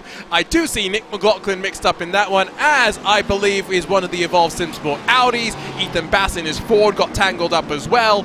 Not one, but two little track blockers here in the second race of the evening. Oh dear, that was Joey Haynes, by the way. So Nick McLaughlin, not going to be a member of the Joey Haynes fan club if he was involved in that, but Ethan Bass had a great race last week at Jerez, thought his season was finally turning around, but that is a destroyed Ford, and the only Ford here in the top series, unfortunately. I think this is going to be one of those incidents where we're just trying to figure out who was the first, and therefore whose replay do we try and pick apart to kick things off. I think it's one of those sort of replays, because the way turn 2 kind of works, it's going to be a big one. That is for sure. Still checking out this battle further down. No real changes, of course, now inside of the top 7. It's the top 10 that continues to run basically as is. And then you get into those little pockets of drama, looking from up above as they work on through. So I believe not Janae, excuse me, one of the Unit Simsport cars may have been a little bit slow, and that sets it off, but that is just some arc brakes on the account of a couple of cars, if I can be honest. So who is that at the head of the train? That is, I think that's that's ahead of David Mendonça, and then everybody just piles in. There's not really anywhere that a lot of those drivers could go, but that's Mendonça involved, Joey Haynes, oh my goodness. O'Connor in the air. That is just a huge pile of it. It's just everybody checking up, and Mendonça, who we ride on board with there, had nowhere to go. Nowhere for Ethan Bass to go, nowhere for Joey Haynes to go. I think that was Elliott White who went up in the air in the Audi as well. It's tight quarters at Detroit, and there were definitely some drivers back there that could have lifted, I think. And I didn't know Elliott White was involved, but it's just clicked in my mind that now means Precision Racing Esports lose one of their 3 drivers, and they'd already lost Boris Ovando in the previous track blocker. So it is it's now just Abner Acosta representing the Precision Racing Esports team here today. Very, very difficult now for them, you'd have to think, in that team championship. Jean-Marc Tremblay jumps into the YouTube chat to say 3 of his SRT mates are out already. That is just the treacheries, unfortunately, sometimes that a track like Belle presents. We got lucky maybe in the GT3 Fix Series. Maybe those drivers were being a little bit more careful at times.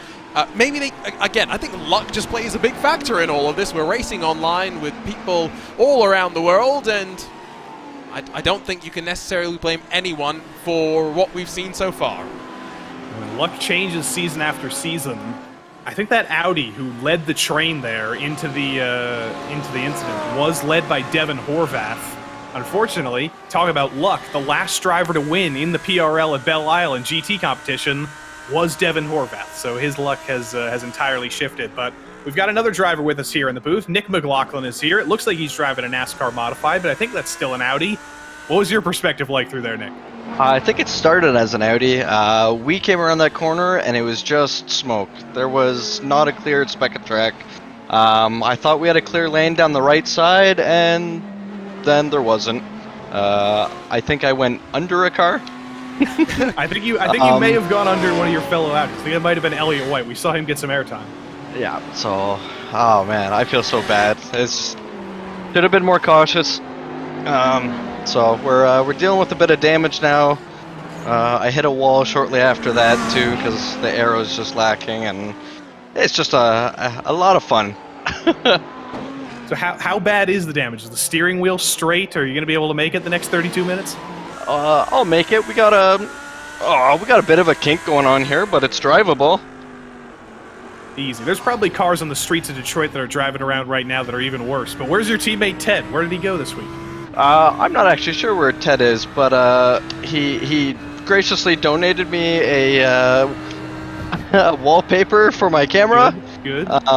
So in his absence, we still get some Ted-isms. Maybe Ted's still at the virus lab. Maybe they're still containing that. But we'll let you get back to driving your jalopy, Nick, and maybe we'll check in a couple minutes' time if anything worse happens. Oh, good. Nick McLaughlin, currently, where is he? 29th. Not the last driver on the lead lap, so there's positives. I was going to say, why don't you ask him if the Joey Tebben faces a help or not help? Because I think we should be pretty clear on what the answer is now. Yeah, all evidence suggests that the Joey Tebben fan club has been a failed experiment, so they got to find a new person to use as their god, and I think the Arjuna fan club is next on the books. I wish them the best of luck, but I am not responsible for more misfortune that may strike anyone that decides to do anything so ridiculous. Anyway, front of the field, Kimbrough starts to stretch, 1.3 clear of Gonzalo Cortez, and then a further 2 seconds clear of Martin Crisp, who is starting to feel that pressure a little bit more from Janae, who is lurking behind, but at this phase of the race, not even 10 minutes in, we've still got plenty of ways to go until we start talking about the thing that we are going to have to talk about, which is the pit stops. Speaking of things that we don't have to talk about, I just got a message from Ted Lowendick. He's on vacation this week. He did tell me that last week, but I forgot it. So hashtag blame Joey. Okay. I think he's in North Carolina. If I remember what he told me correct, him and his wife were planning to see some sea turtles, but the time they're going to North Carolina, the sea turtle place is closed, so they're just going to North Carolina for the sake of it. Okay. I will say I was a little bit disappointed in the background from that he provided to Nick McLaughlin, because I would have thought the Motor City you could have done a lot better than Shoei's, because we're on the wrong side of the world for that. We are, but you got to respect that he put 2 Teds behind him. He was duplicate Ted. I'm not. That's a Ted joke. You can't blame me for that one. That's he might as well have a macro. Any word that ends in TED, you will find a Ted there. I see. Okay. I guess I just don't know that feeling as someone with a name like Arjuna. I mean, it's awesome, a Ted. Yeah, no, exactly. Like there are plenty of words that end with Arjuna. I mean, you can work with Kankapati. You can. There's party, patty. Let's not go there. YouTube auto captions have already decided how. Yeah. You've had all sorts of parties. Those are only allowed on the RaceSpot OnlyFans. They are. Pay $20 a month. I won't say no. YouTube clearly got a memo that I did not. For those who are not aware of what we're talking about, head on over to twitter.com/RaceSpot, where you can stay up to date with some of our broadcasts and shenanigans.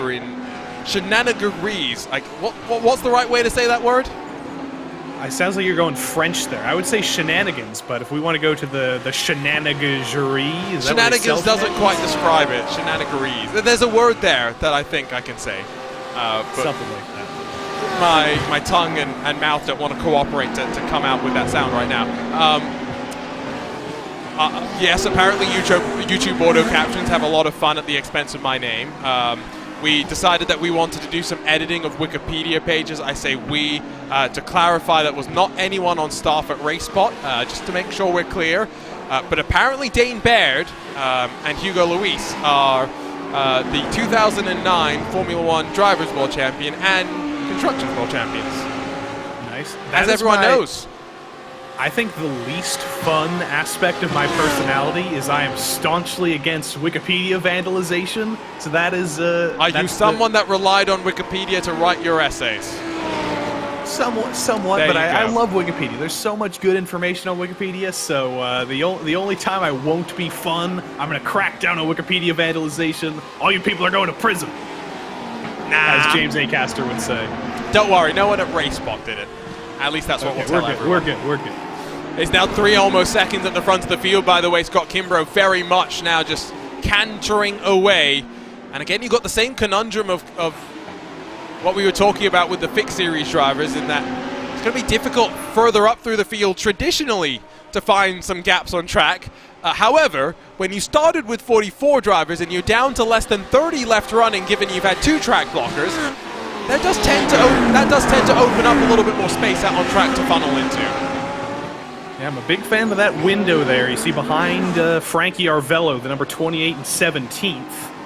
So if Scott Kimbrough was to pit right now, I feel like potentially that would be the window he would open up in. But there's no reason to pit right now. We're not even to halfway in the race. But once he does start thinking about that, once we do start to get into that middle stage of the race, you're going to be looking at that big fat opening to find a clean bit of track. There's 10 seconds between 17th and 18th. Is this a Cyberpunk-inspired livery? I believe it is. This has been on Fonseca's car the whole season, but I love it because it's so easily differentiable. Again, it's bright colors. He's got every aspect of the CMYK spectrum on there. It's incredible.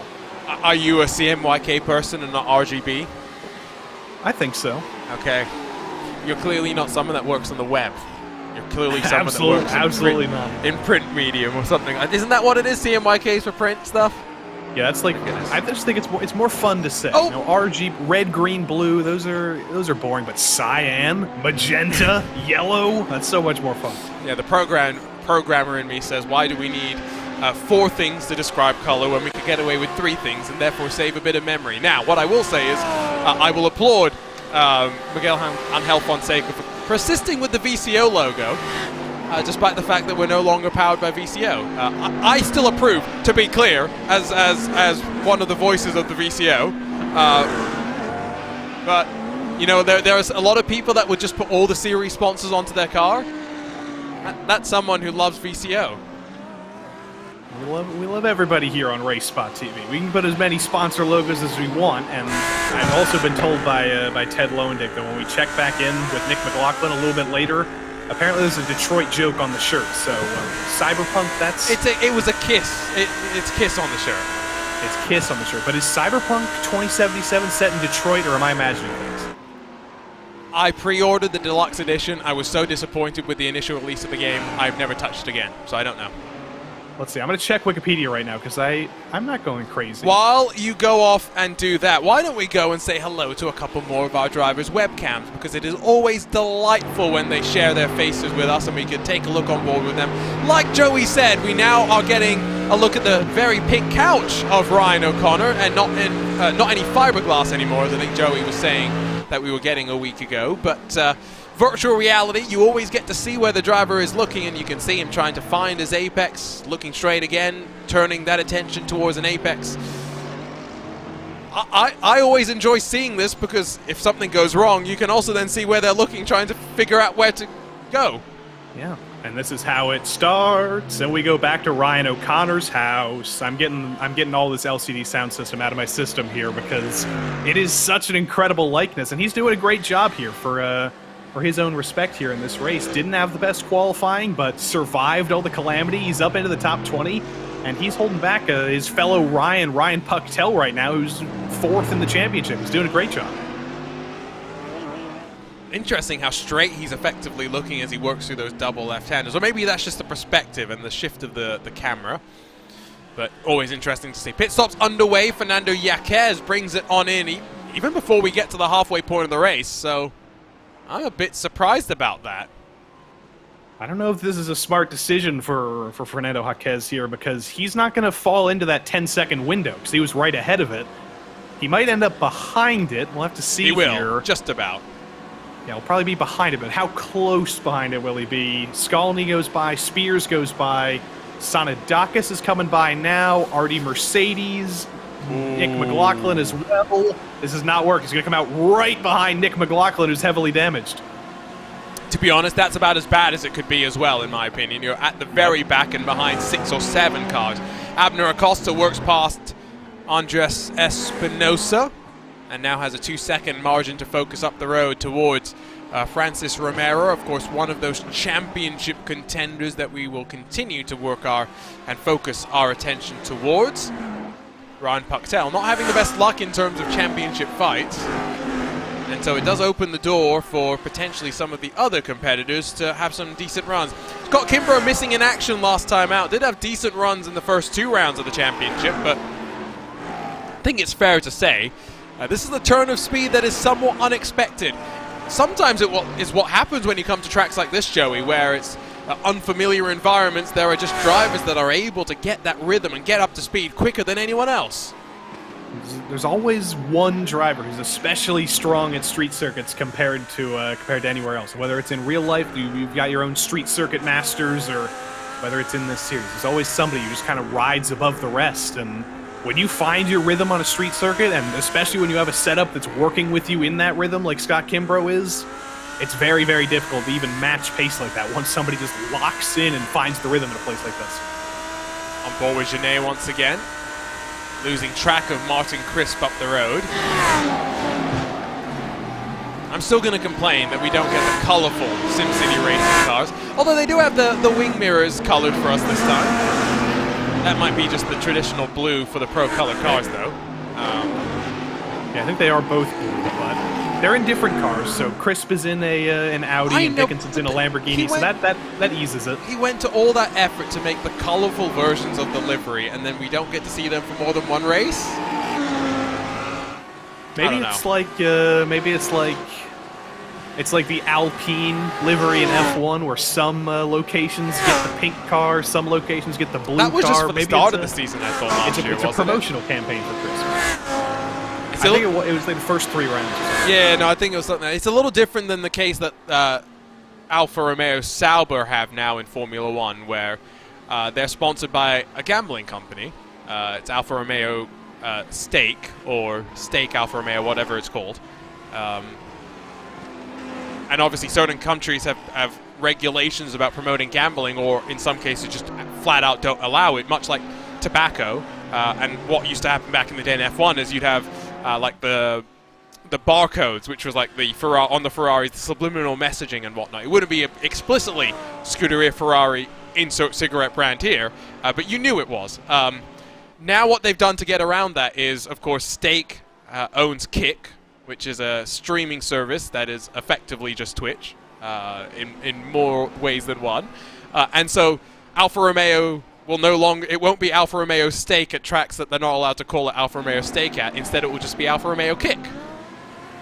Kick is such a bad name for that streaming service because there's already a Skype clone called Kick that's spelled K-I-K that's used by like 13-year-old kids. Yes. So every time I think about Kick, I'm like, are you talking about that streaming or that video call service that 6th graders use? Like, no, it's the new Twitch. I'm confused. Yes, no, that is a good point. There are many other things to be concerned about with Kick, I think, as a whole.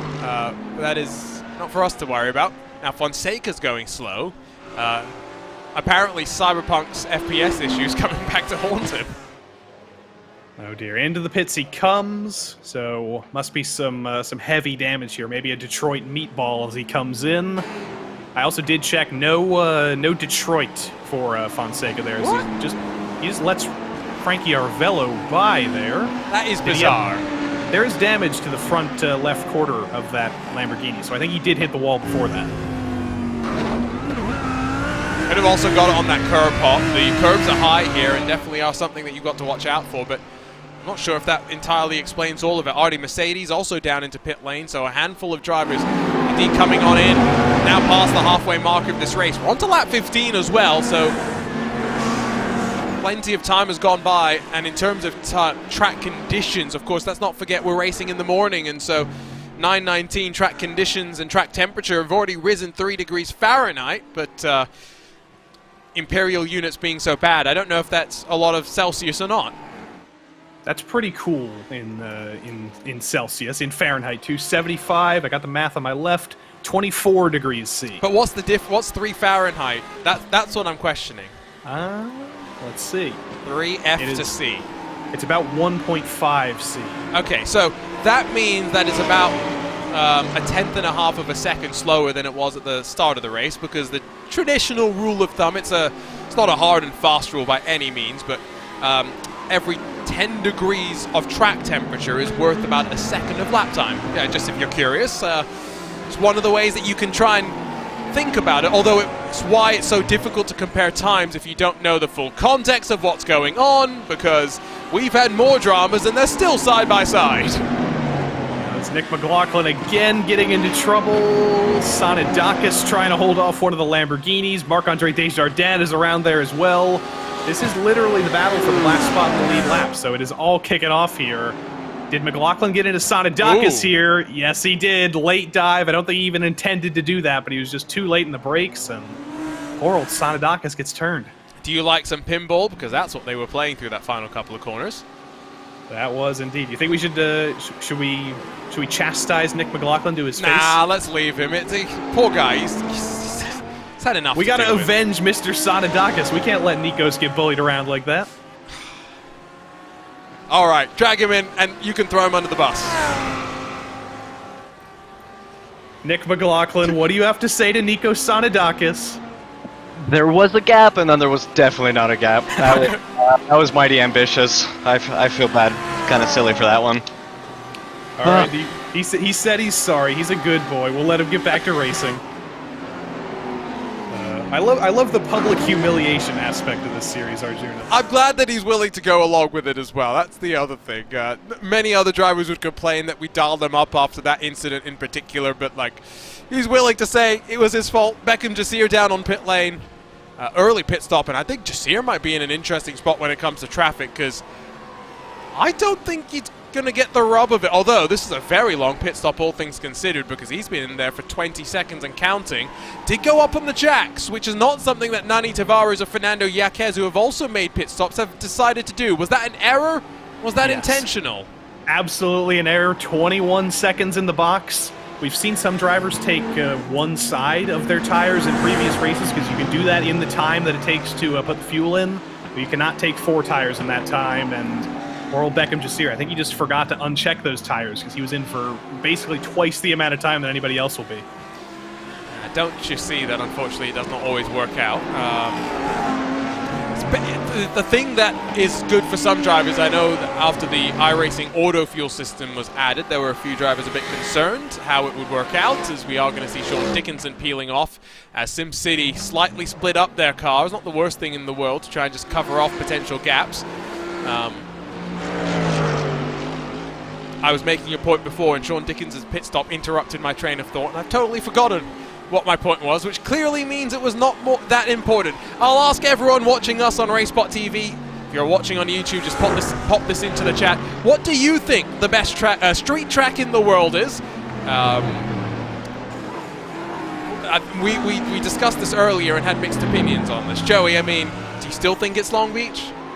I do, but I also think back to some of the worst street circuits of all time. No, San Jose, hands down.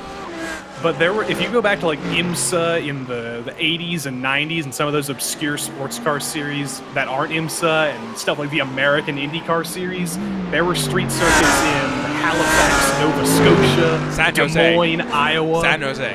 I'm telling San Jose as well. Any track that has railroad thingies that you actually have to jump over, come on, that is the worst street track in the world. There's also that, there's Avus or Avis in Germany that was basically just two highways with a banked corner. I know which one you mean, yeah. The Norris Ring is interesting if you know the history of that area. Martin Crisp is in as well, by the way, as is Arnaud Genet. So hot take I think here. it's all Macau is maybe one of the... any track where you have to put out a mandatory yellow flag in a certain corner to make sure people can't pass is maybe a track that you should not be racing at with some machines. I like Macau though. It's got its place, don't get me wrong, but if we're talking about how good a track it is, I would argue the track is similar with Long Beach. The track is maybe not as good as the prestige of the event. My hot take is that they should remove that permanent yellow flag and they should let people go for passes into the Melco hairpin. Speaking of passes, Sean Dickinson, one lap undercut. Is it going to be him around the outside on his teammate? What's rule number one?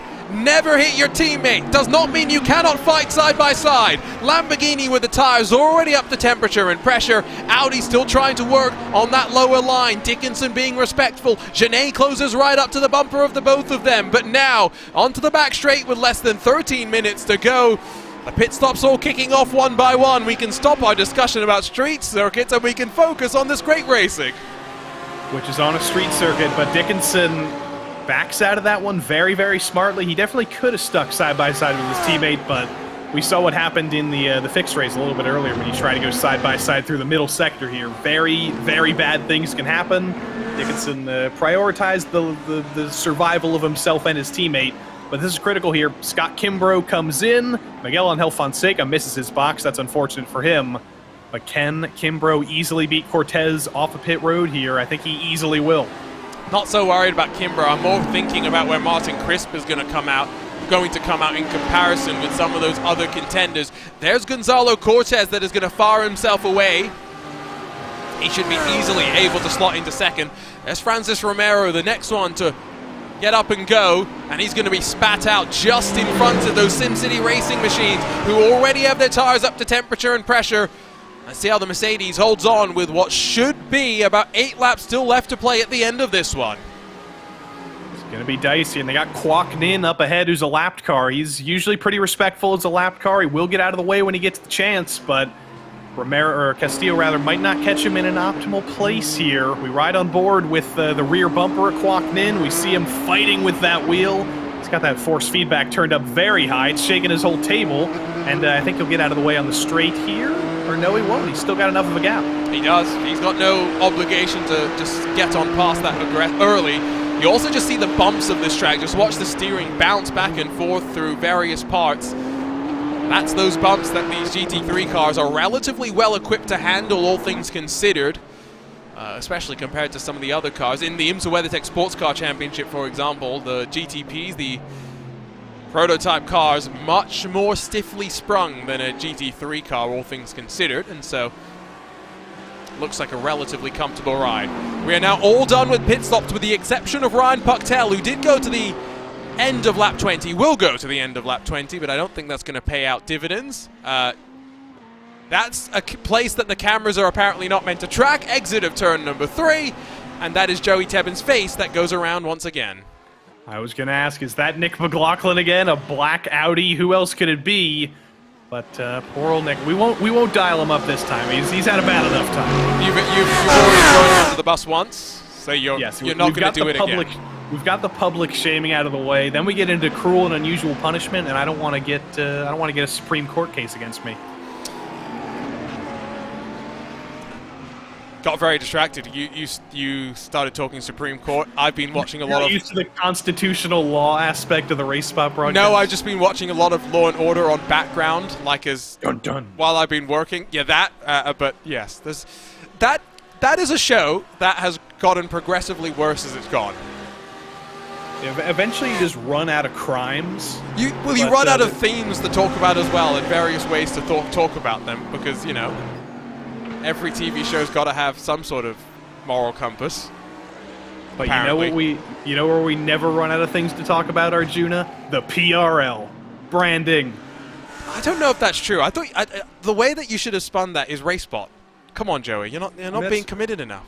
All right, RaceSpot as a whole, absolutely. There we go. Racing is never, it's never the same. Hey, to be fair, we get PRL action basically every day of the week with the exception of Fridays and Saturdays. We do have something to talk about basically every day about PRL, and it's always great racing. And we were complaining about this. We say complaining. I'm joking when I say complaining. There are so many different names that we have to try and pronounce. That if you do multiple nights of PRL action, you've got what? 40 drivers in GT3 Fixed, 40 drivers in GT3 Sprint. None of them are the same because you're not allowed to compete in both series at the same time. Joey does Wednesdays as well. Trucks in Xfinity, add in another 50 or so drivers there. I do Thursday night F3s, add in 30. There's a lot of names to make sure you keep on top of. I think it helps to be a racing fan, because if you can pronounce Raikkonen, Canapino, if you can figure out all of that stuff, you can figure out anything. So it's good training. It's good training. I can say Toni Latinmaki, I can say Kalle Rovanperä, I can say all these Finnish names. Joey, I can't say my own name the way it's meant to be said. How's it meant to be said? I can't use the language to describe what I really want to say, but I don't know. You don't know? No, I cannot say it. That's the problem. You don't have the linguistic skills? Yes, I am also monolingual, I grew up in Singapore, a country with 6 national languages. I can only speak English.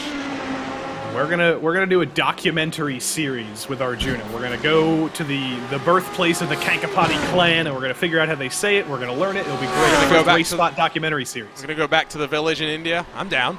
Let's go. Front of the field, 7 minutes to go. Should be 6 laps to play, I believe, if I do the math correctly, which is always a dangerous game. That includes the one that we're on. But again, I'll just reiterate what I said earlier. Scott Kimbrough has shown decent speed, but he's not shown this sort of speed over the course of the season.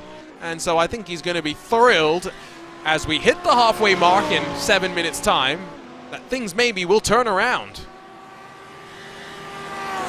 Is this just an outlier at the street circuit, or is this the tale of a new season turning around? We don't know yet, but here comes Diego Morales around the outside of Luis Grullon.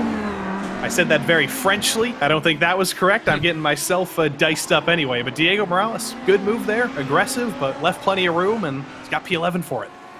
They'll work their way in toward that bumpy braking zone at the end of the back straight as well. No major drama.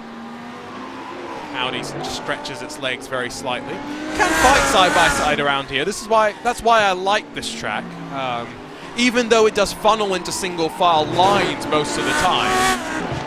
I've had my fair share of battling. Not to say that you can't do that at Long Beach, Joey. I know you are partial to Long Beach. I don't know. I've never had as good racing as Long Beach as I've had over here at Belle Isle.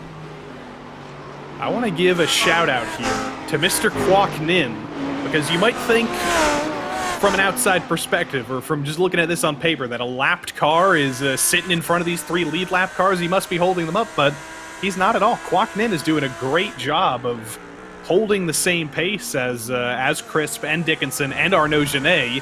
he doesn't need to let these guys by. He does finally let them by here, so I guess I did kind of jinx him there. But he was keeping the pace of the leaders. He wasn't holding them up at all. Excuse me. Janae is also really struggling to hold on to the back of these drivers in front, so he does have to make sure he just picks up the pace and momentum. Quoknin is 9 laps down. He's just trying to salvage some positions. He should get Beckham Jasir as well, so that's going to be a recovery up to 29th position for Quoknin. And always great to see. Even in races as short as this, it can be so easy to be demotivated, drop out after an incident, but true endurance racing spirit. And it's always great to see that as well. This is very much, I think, a fight for 4th. I don't think Martin Crisp has enough to latch back on to Francis Romero just up the road in that purple Mercedes. Instead, SimCity Racing running 4th and 5th. But just try and hold position, you'd think. I don't know. When we get into those final couple of laps of the race, anything goes. But I do also think that they are going to be thinking about the team's championship, because right now, CRT Purple is ahead of them with Francis Castillo-Romero in the 96, but behind them by multiple positions is the other CRT Purple driver, Juan Malagon. So SimCity Racing, I think they're getting the most points of anybody right now. So if they do just hold position, it will be a good points haul for them. But does Sean Dickinson want to do that?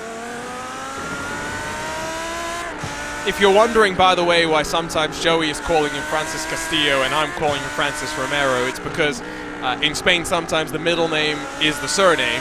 I'm just using Francis Romero because that's literally what he is in the sim, and so I'm just going by that and hoping that the league admins have put the name that I meant to be saying. Joey is not wrong in saying Francis Castillo.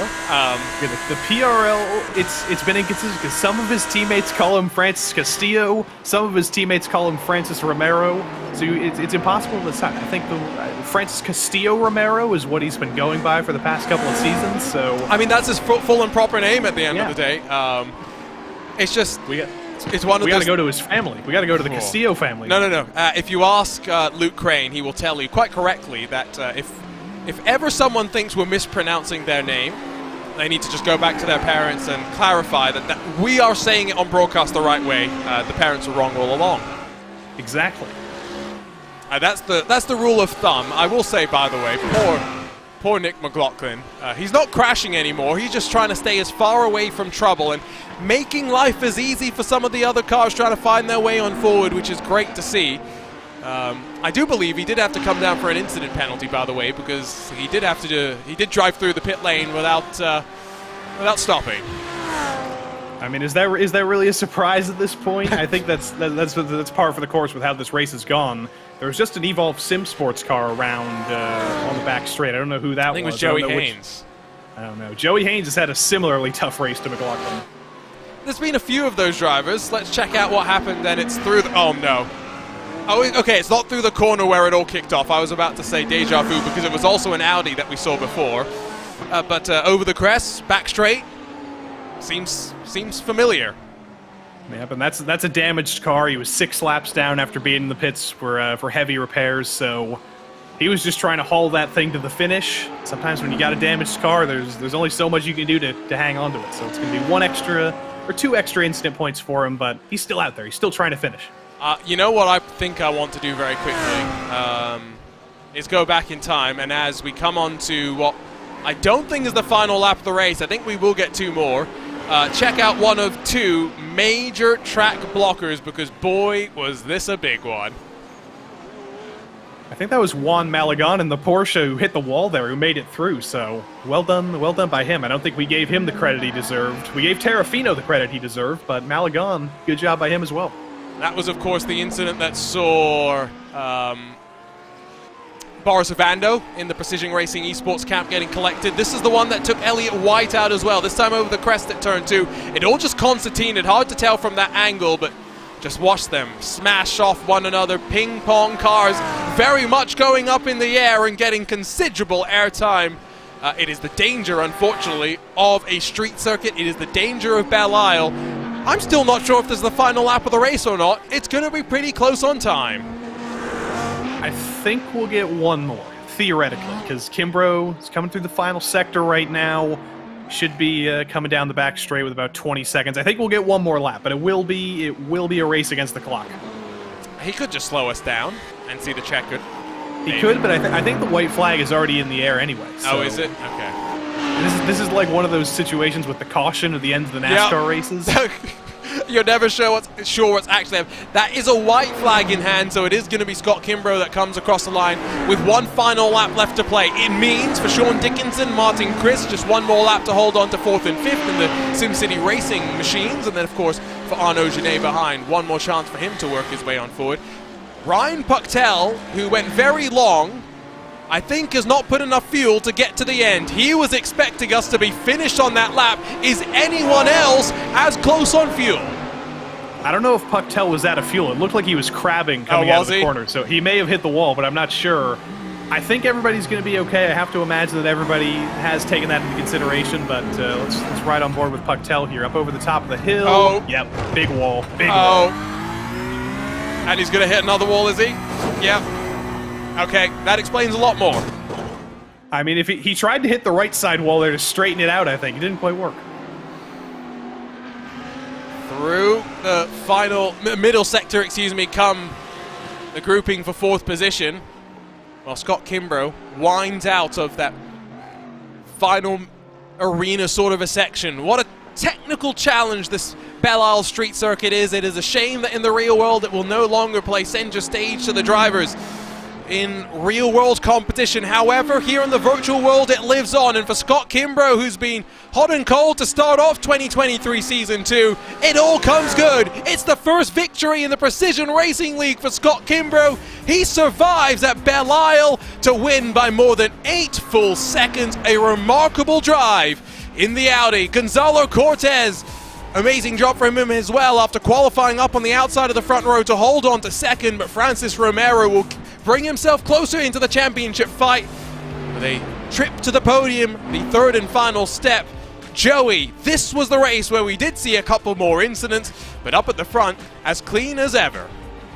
I think Sean Dickinson may have run out of fuel coming to the line. He still crossed the line. He still finished 6th, but I think he did run out because Arnaud Genet did end up getting by him. I don't know if he hit the wall or what. Let's see here. Yeah, that's a car that is out of fuel, and he's lucky he ran out right before the line. You could just hear him as well, spluttering his way to the line. Goes to show just how close these drivers were cutting it.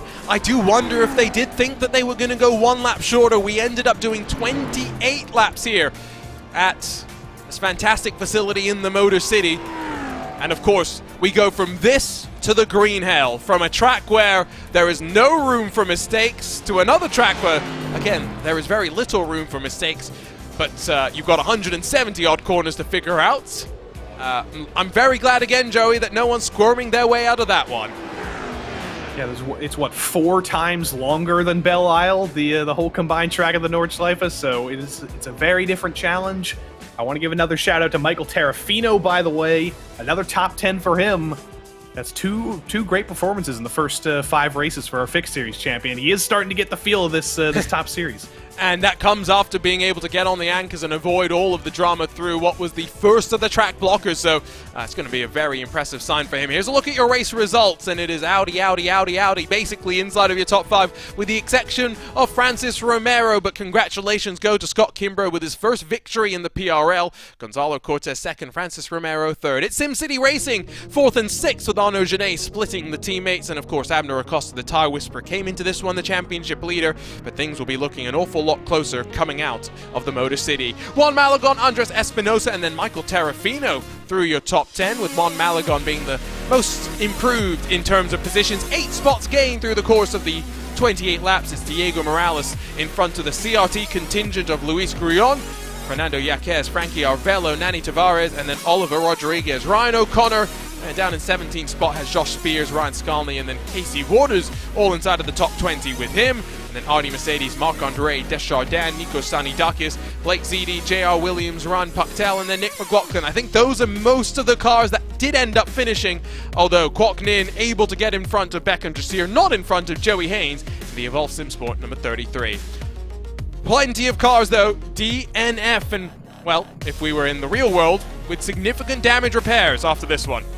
Miguel Angel Fonseca in 31st with Caleb Liebman, Andrew Warwick, Gerard Farrell, Brian Curran, Dave Menino, Elliot White, Ethan Bass, Devin Horvath, and then David Mendonca through the top 40. then Philippe Magnon, Caven Norris, Boris Avando, Andrew Sharp, and EJ Nixon, the rest of the field. For the very first time, standing by in victory lane, it's Scott Kimbrough, and he gets to chat with Joey Tebben. Indeed, he does. Scott Kimbrough, first win in the PRL. Seems like you found the rhythm around this place like nobody else could. How did you find such a rhythm here at Belle Isle? Full disclosure, it's one of my favorite tracks for sure. I could literally turn laps for hours and hours. I'm waiting for the day for a 24-hour endurance race at Belle Isle. That's what I'm waiting for. I mean, I know Arjuna will be pretty happy if that happened as well, so we might have to organize that on RaceSpotTV, but next week we're going to a place that's very, very different. It's like 5 times the length of this track at the Nordschleife. Are you ready for that challenge as well?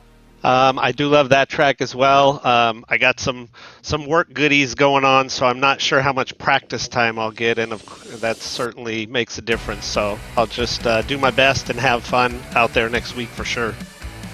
Well, Scott, congrats on that first win. It's always a great feeling getting that first win in the PRL, and we'll see you next week at the Green Hell. Absolutely. Thank you guys very much. Scott Kimbrough, your victor tonight, but second place Gonzalo Cortez had a great race of his own there. Gonzalo seemed pretty tough to stick with Scott Kimbrough, but how tough was it for you out there?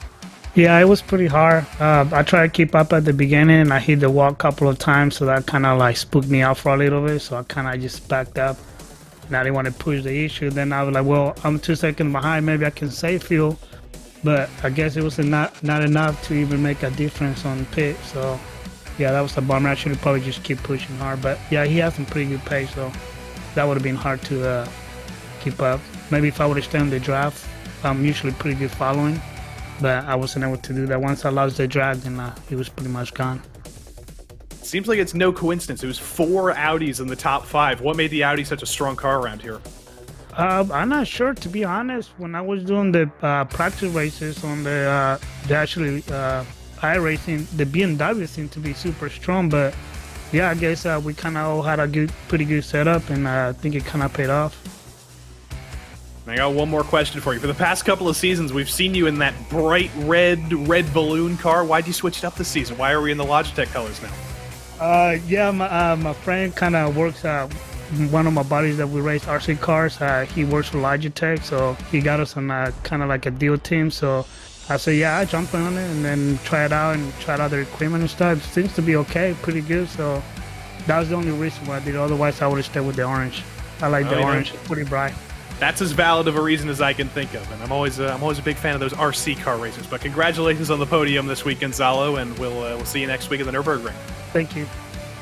Gonzalo Cortez, Arjuna. It's rare that we hear about RC car racing on iRacing, but it is there's some skills that cross over. Nick Damon, part of Radio Show Limited, is a big fan of RC racing, one of the voices of RC racing in the UK, and of course Lewis Hamilton. Where did he get his start?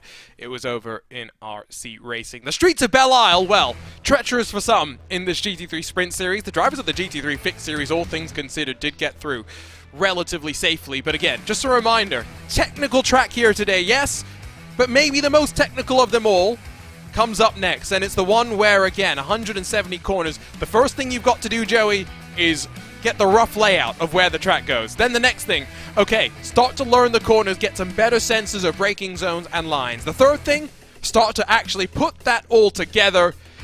All of that, much easier said than done. Yeah, and I was already forgetting half of what you said mid-sentence. That's the amount of stuff you gotta juggle in your mind at the Nordschleife. We find ourselves, just from this helicopter shot here, in the middle of one of the many, many different complexes on the track. You're taking yourselves through some random villages. There's some parking lots over to the right.